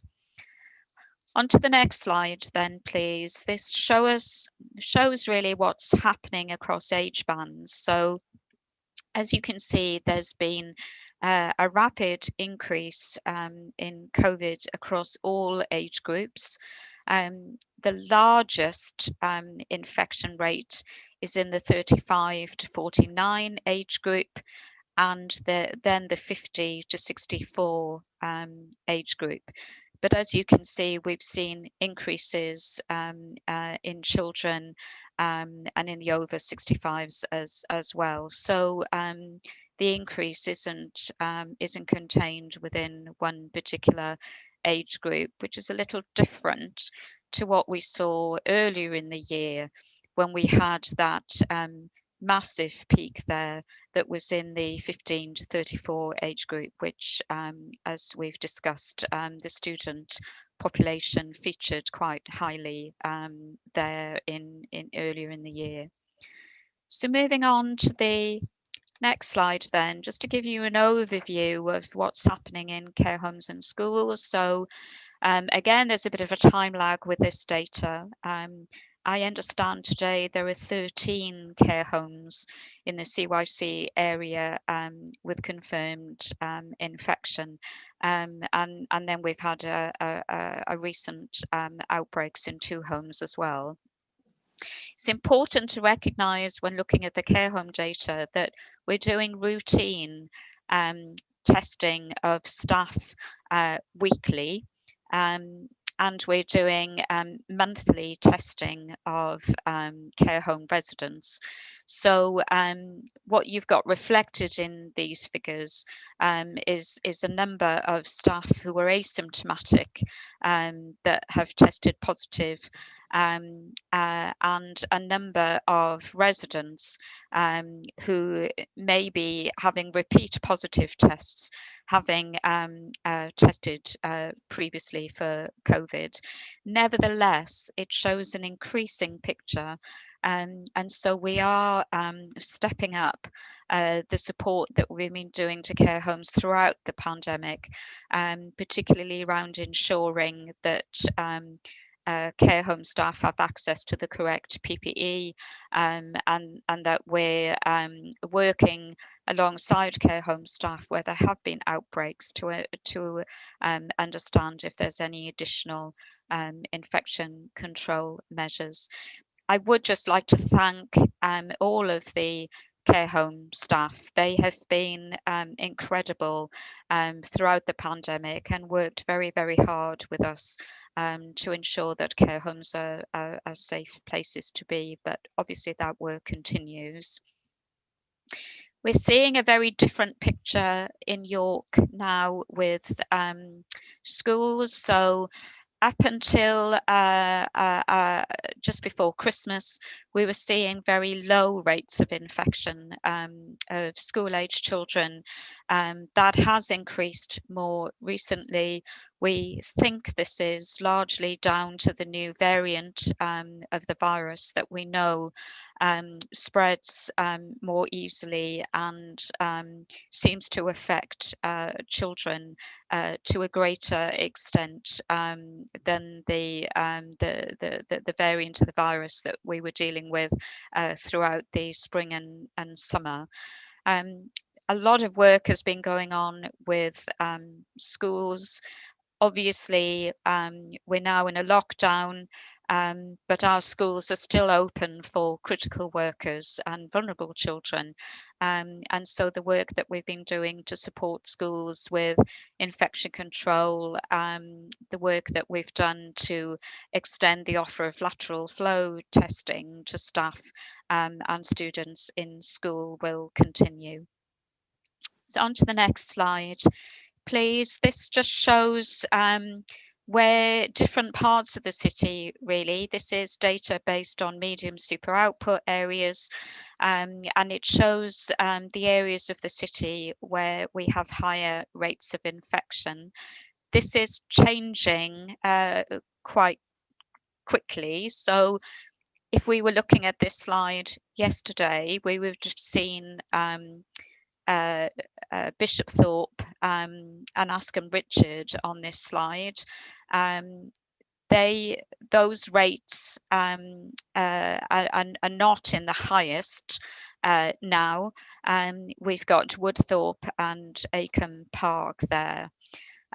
We have responded with putting increased testing in place. So Bishopthorpe has had a mobile testing unit this week, and from today there's also a mobile testing unit that is increasing access to residents living in the Woodthorpe, Dringhouses and Acomb Park area, and we continue to monitor this data very carefully, and we'll respond to community outbreaks as has been agreed in our outbreak control plan.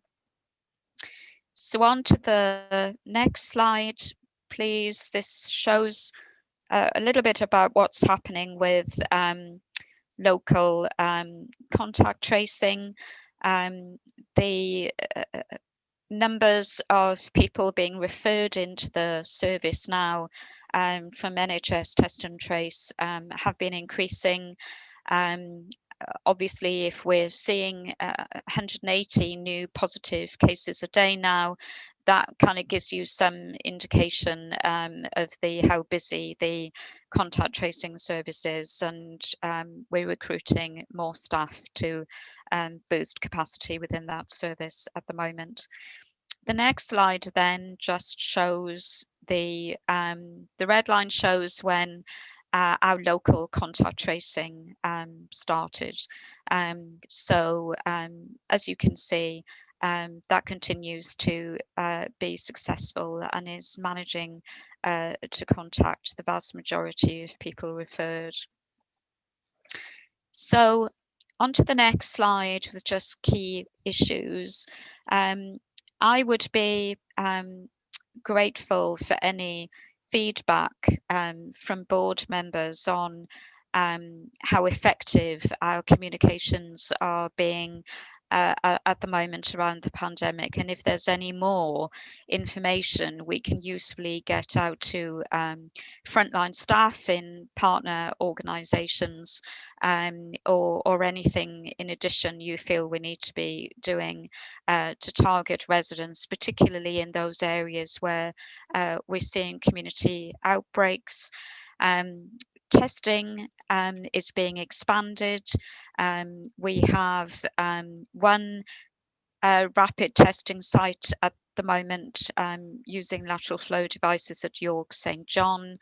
We're extending that testing to the University of York site next week, so that site will be open for residents to book for testing.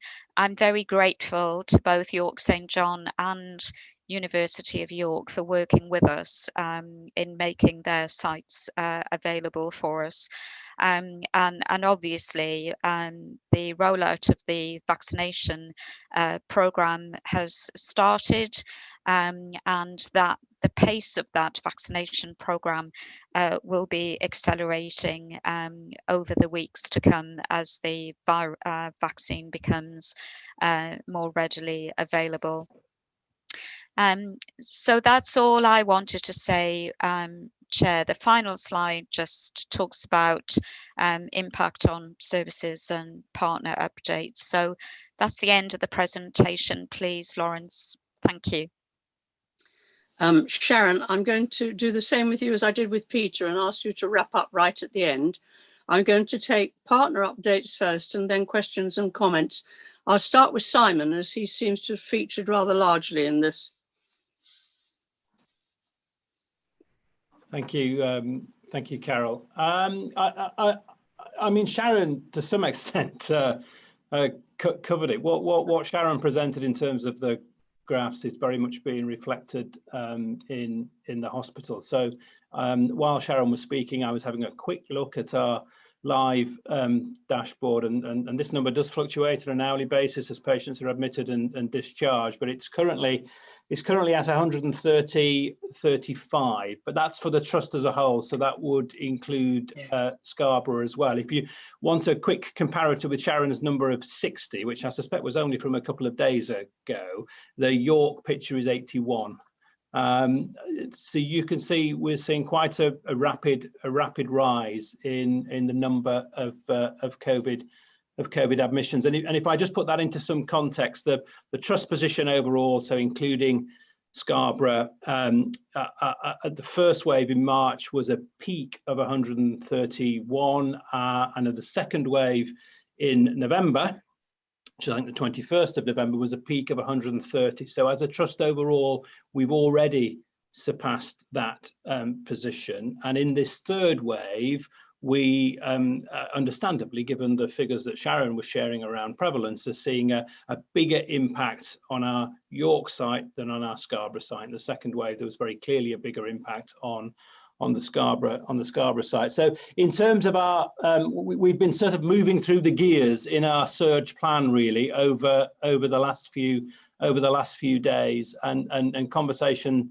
are taking place today about how we can step up and make available more beds. So at the minute we have around 150 COVID beds available. We will need to go beyond that, because looking at if you work on the basis that there's probably a 2-week lag from the prevalence numbers to hitting hospital, and the most worrying of the statistics that Sharon shared was the prevalence rate amongst the over 60s, which is growing and higher than certainly the Yorkshire and Humber average. We can expect to see those numbers continue to rise. So we're obviously internally making plans for how we can expand our COVID capacity. So I mean, that's all I wanted to say around COVID. But in terms of critical care, we're full, but we're not surging yet, and that's I think true across the most of Humber, Coast and Vale and Yorkshire and Humber. We've currently got 6 in York and three in Scarborough. Anecdotally, and there's a moot point around the number of the new number of patients that we have with the new variant, but anecdotally clinicians are saying that patients are younger and sicker in terms of the cohort that we've got within the hospital at the minute. So I think we can expect to basically see a tough few weeks for us within the month of January. Hopefully the lockdown, as Sharon was saying, within sort of 7 to 10 days or so, we would expect to see the impact of the lockdown kick in, and then shortly after that, hopefully we would then start to see a fall in the numbers within the hospital. Our overall sickness rates are still relatively good compared to others. I think looking at the numbers from yesterday, we're at around 5.5%, 30% of those numbers are COVID related. Obviously, the lockdown has an impact as well, with shielders obviously no longer working with us, and there's the impact of childcare, and obviously a plea to schools to make sure that they support key workers and make sure that those staff who need to work can get to work.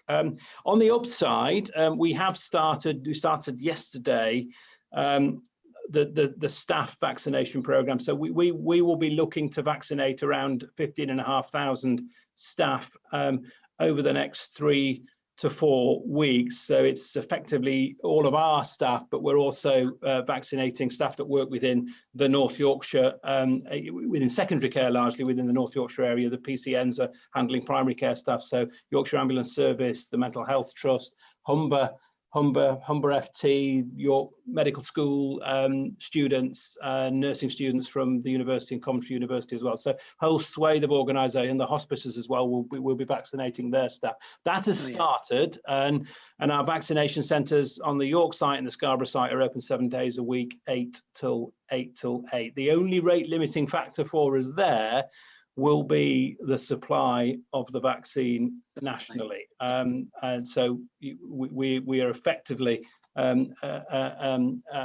their mercy on that in terms of maintaining supply. But if we do manage to maintain supply, we're confident that we will be able to vaccinate staff within that time frame.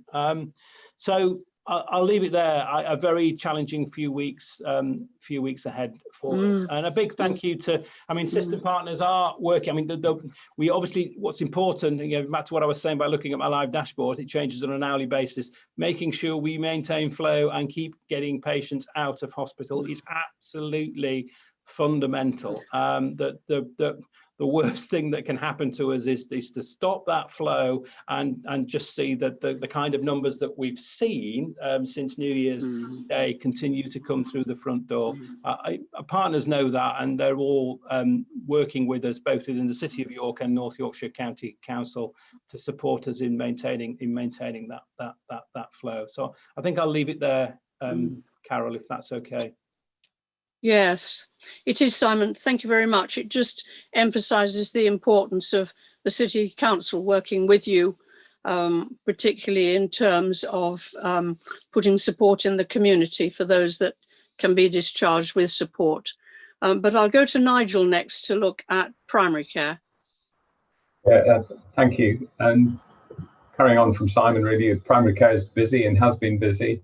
Just before Christmas, we were getting back to levels that we hadn't seen or more than the levels that we'd seen from the previous year. So, and now with this lockdown, really what we've got to do is look at, again, protecting the vulnerable, optimising people who have got long-term conditions, so that we hopefully those conditions don't deteriorate and go into hospital. And I suppose that goes with all system partners, is to work out and make sure that people don't go into hospital if they don't have to. So sort of taking care on the roads and the pavements and things like this at this time, especially with the amount of trauma that could be around. And then the other thing really is about the vaccination programme and really how we can roll that out. So just concentrating on that, the City of York has got 2 approved sites for receiving the COVID vaccine. So that's Haxby Health Centre and Askham Bar site at Moor Lane. And they cover all the primary care networks from the City of York. So the whole of the City of York is signed up to this. The Haxby site is an NHS site, so that's a Wave 1 site. So that was approved first. And then the Askham Bar site, a Wave 3 site, which took a little bit longer to approve because it's not an NHS site. And all the sites then did receive some small quantities of the Pfizer-BioNTech vaccine just before Christmas. And this will continue this week together with the AstraZeneca vaccine coming out. But just as Simon says, that the forward rollout is limited by the short notice that we get for vaccine delivery. So that's the issue that we've got alongside Simon. So the infrastructure is there, and the wish to do it, and it's just getting those supply lines coming through. But I'm sure that will start to settle down over the next few days and weeks. Primary care colleagues vaccinating, of course, alongside the Joint Committee on Vaccine Immunisation guidelines. So that's about the priority cohorts, and that's really what they're doing at the minute. So you will be, patients and residents will be called when they're available and when they are able to come. And then longer term, I suppose it's about allocating more sites, and that's going to be something that people are looking at nationally, more community settings and community pharmacies. But I just think we'll understand a bit more of that over the next sort of 5 to 7 days. So hopefully that's maybe just a bit of a snapshot where we are with vaccinations in the primary care rollout. It does. Thank you very much indeed. Bev, can you give a snapshot on residential care? Yes, thank you. Thank you, Sharon, I think, first of all, for your lovely sentiments for the sector. I think that the partnership working in York has been absolutely brilliant, and I know that the support that the care home sector has received has been very, very welcomed from everybody. So that's just to acknowledge that. I think we did remarkably well over the summer.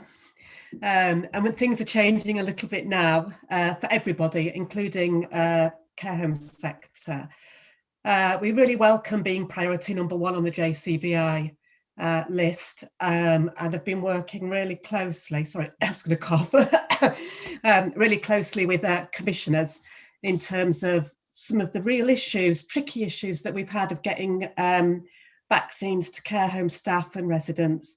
But we can see the momentum moving, and we're really looking forward to working more closely and getting it achieved as quickly as possible. So once again, thank you everybody for all the hard work and the ambition that we have, because obviously we can unblock hospital discharges and still work together really well in terms of that provision within the city.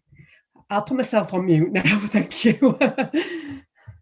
Thank you, Bev. That's very helpful. Amanda, can you do children and adults in people? I can. So Simon raised the issue of schools and availability of school places for key workers, and we know that's a challenge. What's happened this time, which is different to last time, is a widening of the definition of who is a critical worker. So some of our schools are full just on critical workers and key workers. And obviously, staff in those schools are raising concerns about, well, if it's not safe for schools to be open, then how can it be safe for them to be full just with children of a particular definition? But we're really committed as a system to making sure that we've provided places for key workers, children, because obviously that's what we need to do, because if we don't, then the system starts to fall apart, doesn't it? And it's in all of our interests that critical workers are able to carry on doing what it is that they need to do.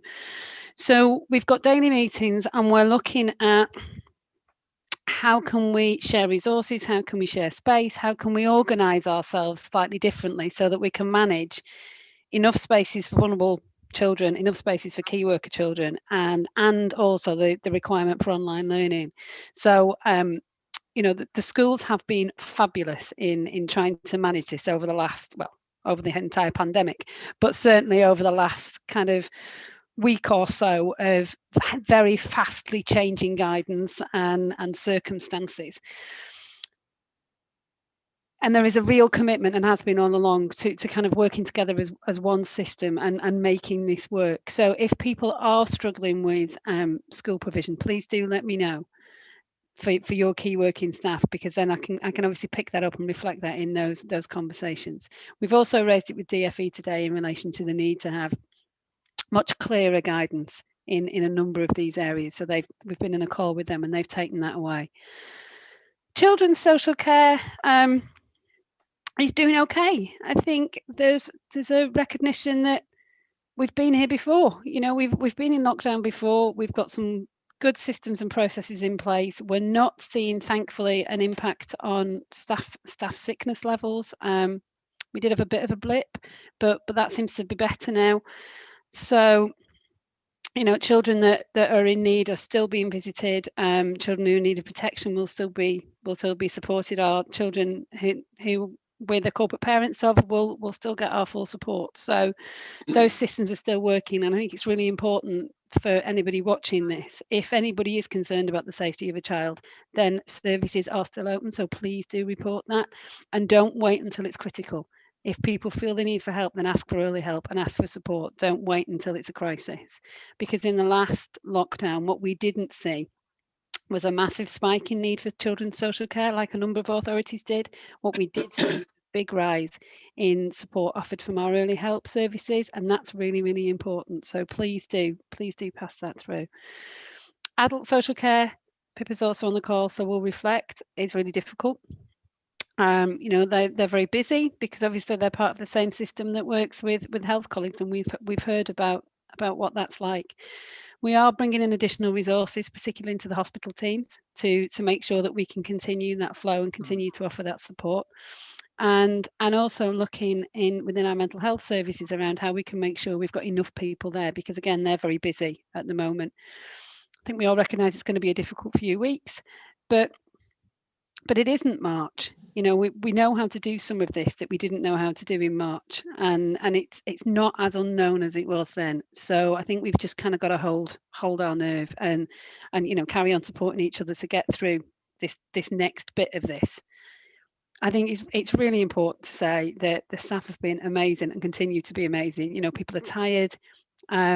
People are struggling with you know, managing their lives and lockdown as well as doing this, like everybody is, but they keep doing it, and that's been really incredible. So I think, you know, it's really important to thank everybody for doing what they're doing, and to kind of keep going, because, you know, spring is on the way, the vaccine's being rolled out, we've heard about that. We just have to get through this next bit. Thank you, Amanda. I've got 3 more people that I want to call on, and then I'll ask anybody who wants to give an update. So I've got David and Alison and Lisa. So David, can I have you first? Yes, thank you, Chair. Just a brief one then from mental health. As far as COVID, we currently have no positive patients right across North Yorkshire and the City of York, which is really good. However, a number of staff, unfortunately, have positive results, and that's impacted on a few of the services we have. So it's closed 1 or 2 admissions, one of our wards at Foss Park. However, right across the board, we have very healthy bed numbers, bed availability across both the City of York and the rest of North Yorkshire, which is really positive. Last time, or earlier on in the year, we did see a significant increase in referrals particularly to inpatients. Of people that were previously unknown to mental health services, and the level of acuity was particularly high, and referrals have started to escalate again. So we are prepared. And just to reflect on what Amanda said, is you know, a lot of the learning we had earlier has led to a much more positive approach this time. You know, we know how to access the equipment we need. We've got better communication and relationships with our partners across the city, which have you know, really, we know we're in this together and working well. Operational teams are currently working as normal, so the services are working as normal. However, we are starting to have the conversations about, you know, what do we start to slow down, what do we pause, etc., just to make sure we can maximize the capacity of the front line. We're prioritizing face-to-face consultations with those people where it's essential, but we're also protecting inpatient and crisis services as a matter of urgency. So they'll be the front line as such. And that's probably that's probably it from me. Thank you, David. Alison? Yeah, so I'll talk about York CVS first. So we've ramped up what we did before. So the GP helpline's up and running through our social prescribers. So people call the GP. If they don't need a GP but need a social solution, they come through to our social prescribers. That's starting to go through the roof again this week. We're doing the monitoring hub again. So we monitor people who have symptoms of COVID. Again, that's gone through the roof this week. We are trying to find volunteers for the vaccination sites as well, so working with the providers on that. So we can do more on that as well as things become clearer as to what the nationals are doing and what we can do locally. Is the national interference as usual happening? We have done another survey on the sector. We are still facing 2 out of 3 charities potentially closing within 12 months. So that's still something we're working with, to try and prevent charities closing down, because we don't want them disappearing. We are doing some intelligence gathering. So fortnightly, we're contacting the sector to find out what are the issues that they're seeing and hearing about, and then we can feed that through to whoever. At the moment, there's nothing different to before. Mental health is a big one, and prescriptions is another big one at the minute that we're coming across. Lovely, thank you. It's a shame. Can we have Lisa next? Thank you, Chair. As others have mentioned, a really big thank you for the fantastic partnership working across the city for the entire year, I have to say, since March last year, that has gone from strength to strength through the Local Resilience Forum and people on this call. So thank you very much for that. We keep reminding people this is not a policing issue, it's a health matter, but absolutely the police have their part to play in that partnership. We all swore an oath to keep the public safe, and that's what we're all trying to do. So we've had some internal and external pressures. Internally, we're just starting to see an increase in the number of staff and officers who either have COVID or have been required to self-isolate as a result of potential contact with people who might have COVID. So that's putting some pressures on policing. Now we are looking at what point we can vaccinate our staff and officers that have that direct contact with the public, because it's not always easy to distance from some of the people that we deal with in some of those circumstances, or have the time to put your PPE on before we have to lay hands on in some of those difficult circumstances that we deal with in the community. But also looking at the opportunities for doing asymptomatic testing on people that have been told to isolate. So if they get a negative result, we can get them back to work, because of course covering for people who are isolating for a significant period of time puts pressure on the rest of the service, and of course puts pressure on all of you from a public service perspective if we can't deliver the service that we'd like to deliver. Externally or out there in our communities with the public, I would echo mental health cases. We saw an increase in mental health episodes. I think we've got a fear that that will go up more so in this lockdown, just because of the circumstances of the weather conditions, where in the summer months people could get out, it was light, people could get out there and get some fresh air. And of course the regulations this time round were operating in the winter months. And of course a lot of the legitimate reasons for being outside your home address have been reduced. So previously you could go out for recreational reasons, you can't now. The biggest challenge for us is communication from health partners, really.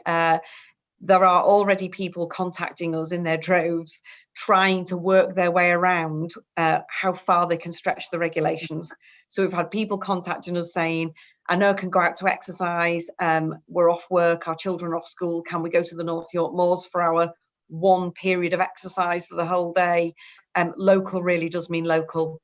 In terms of the government website suggests that local means within your own city, town or village, and the public are trying already to look at ways in which they can stretch those definitions, just to urge really the key messages. This is not about trying to get around police legislation or regulations, it's about protecting the health of your family and friends. So that's our biggest challenge really. We will continue to deliver a full policing service. We've still got good levels of attendance here in North Yorkshire and the City of York in terms of our policing capacity, so we will be out there. Community policing, I have to say, in the usual community style that our communities are used to. We want to work with you, and we will operate what's called the 4 E's. So we will engage with people, explain the regulations to them, invite them and encourage them to abide by those regulations before we look at enforcement as a last resort. And we will only use enforcement as a last resort for those who are blatantly breaching the rules and putting other members of our community at risk. And I will leave it there, but happy to take any questions. Thank you, Lisa. I think that gives the Health and Wellbeing Board a very thorough overview of what's going on in the city. And I have to say, it's an enormous amount of work from all the organisations that are represented here and an awful lot of other organisations that aren't. And we need to put our thanks on record to absolutely everybody involved, because everybody has really pulled their weight. Anybody that hasn't had a chance to speak who would like to speak, or anybody who would like to ask any questions?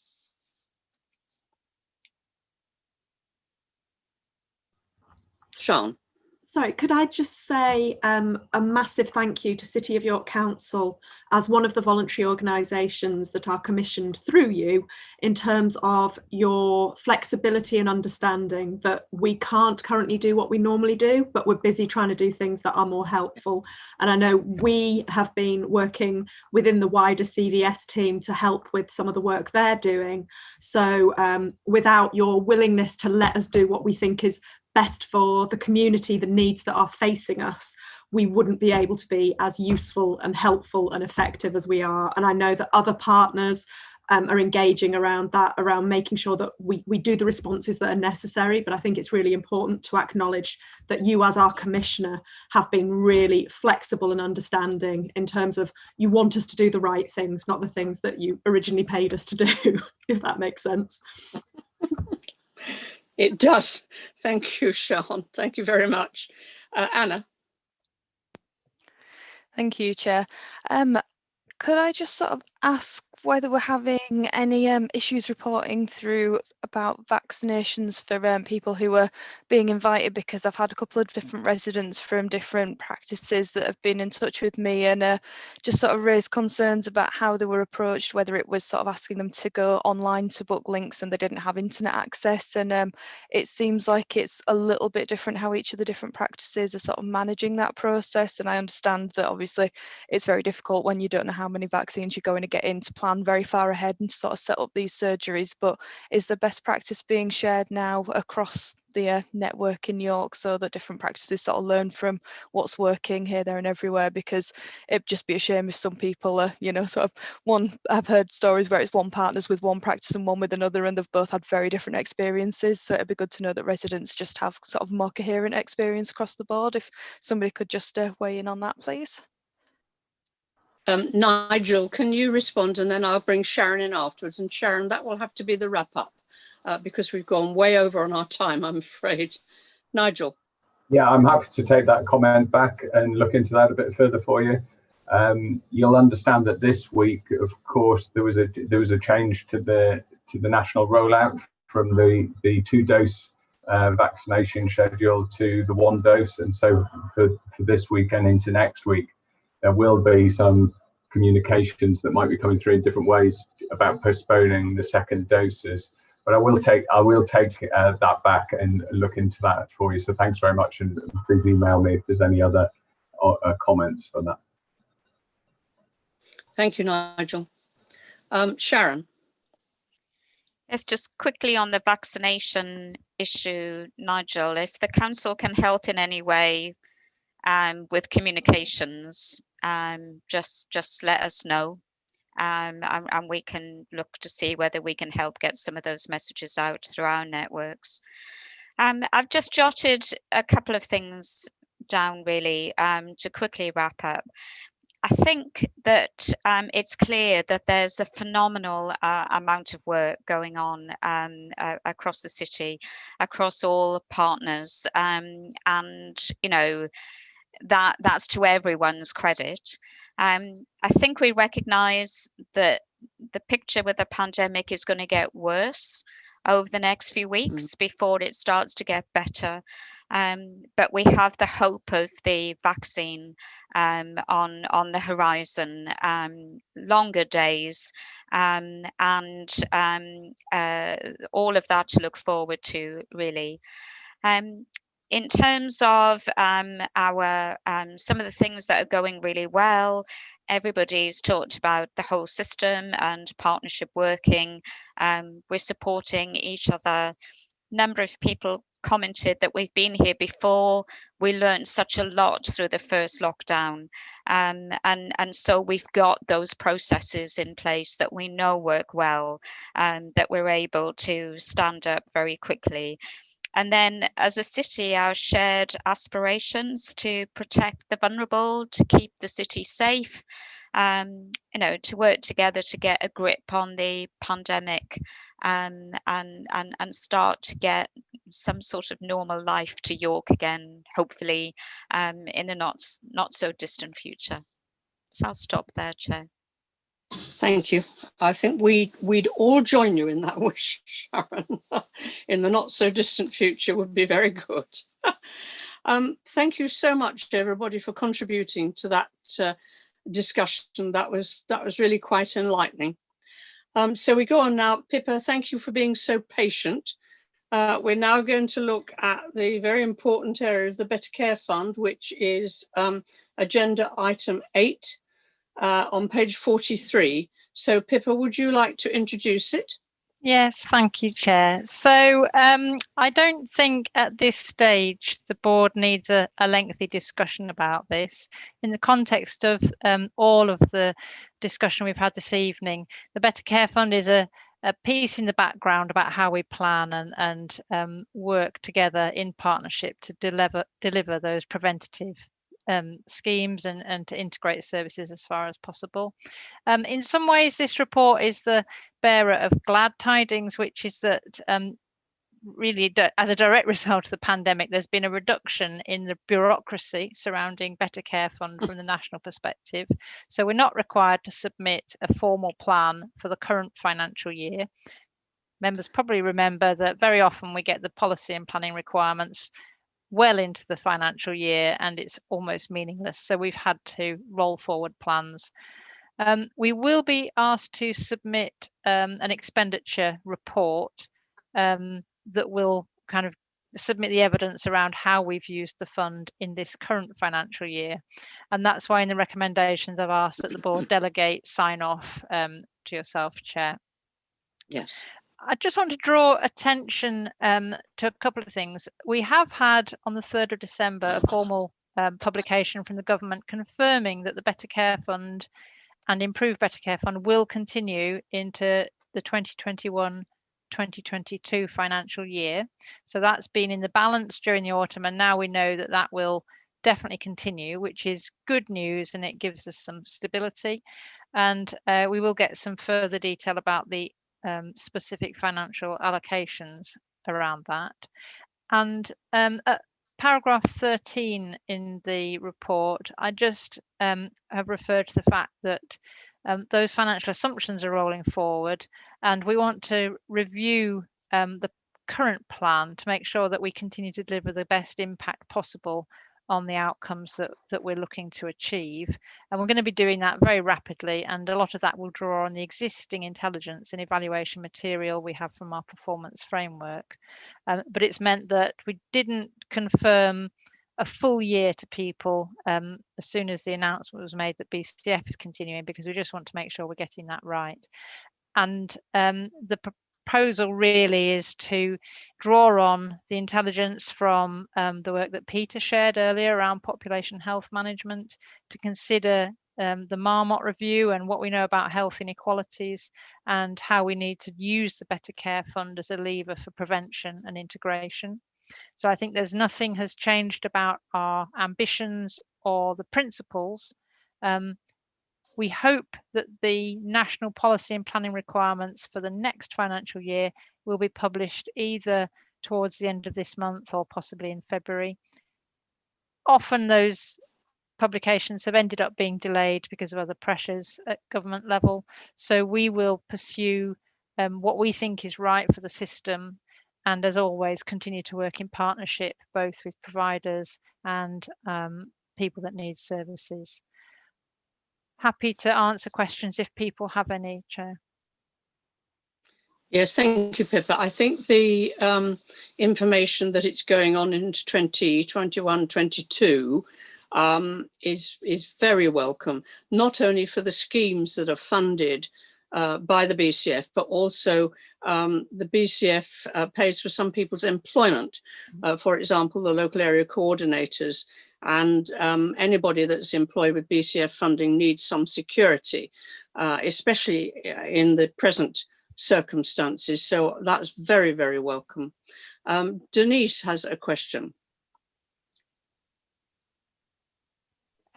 Yes, thank you. It's sort of a bit between a question and a comment. It was just really, sort of, I was on the Health and Wellbeing Board before, as you know, and the Better Care Fund always seemed to be a bit shrouded in mystery. And I think that's become less so. And I think this is, you know, it's really positive that this is it's become an example of good partnership working and working together. And I suppose I'm again just coming back to the question about telling the story of what it's actually doing.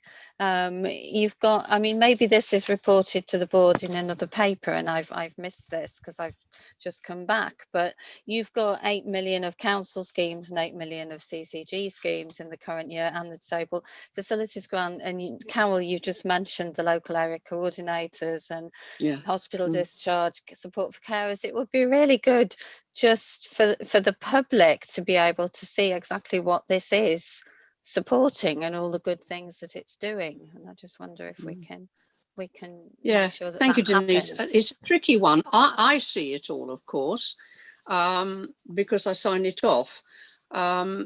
This board is supposed to be strategic, but quite honestly, as we've just seen just in the last half hour or so, operational stuff is always very important. Pippa, how do you think you can fill that gap?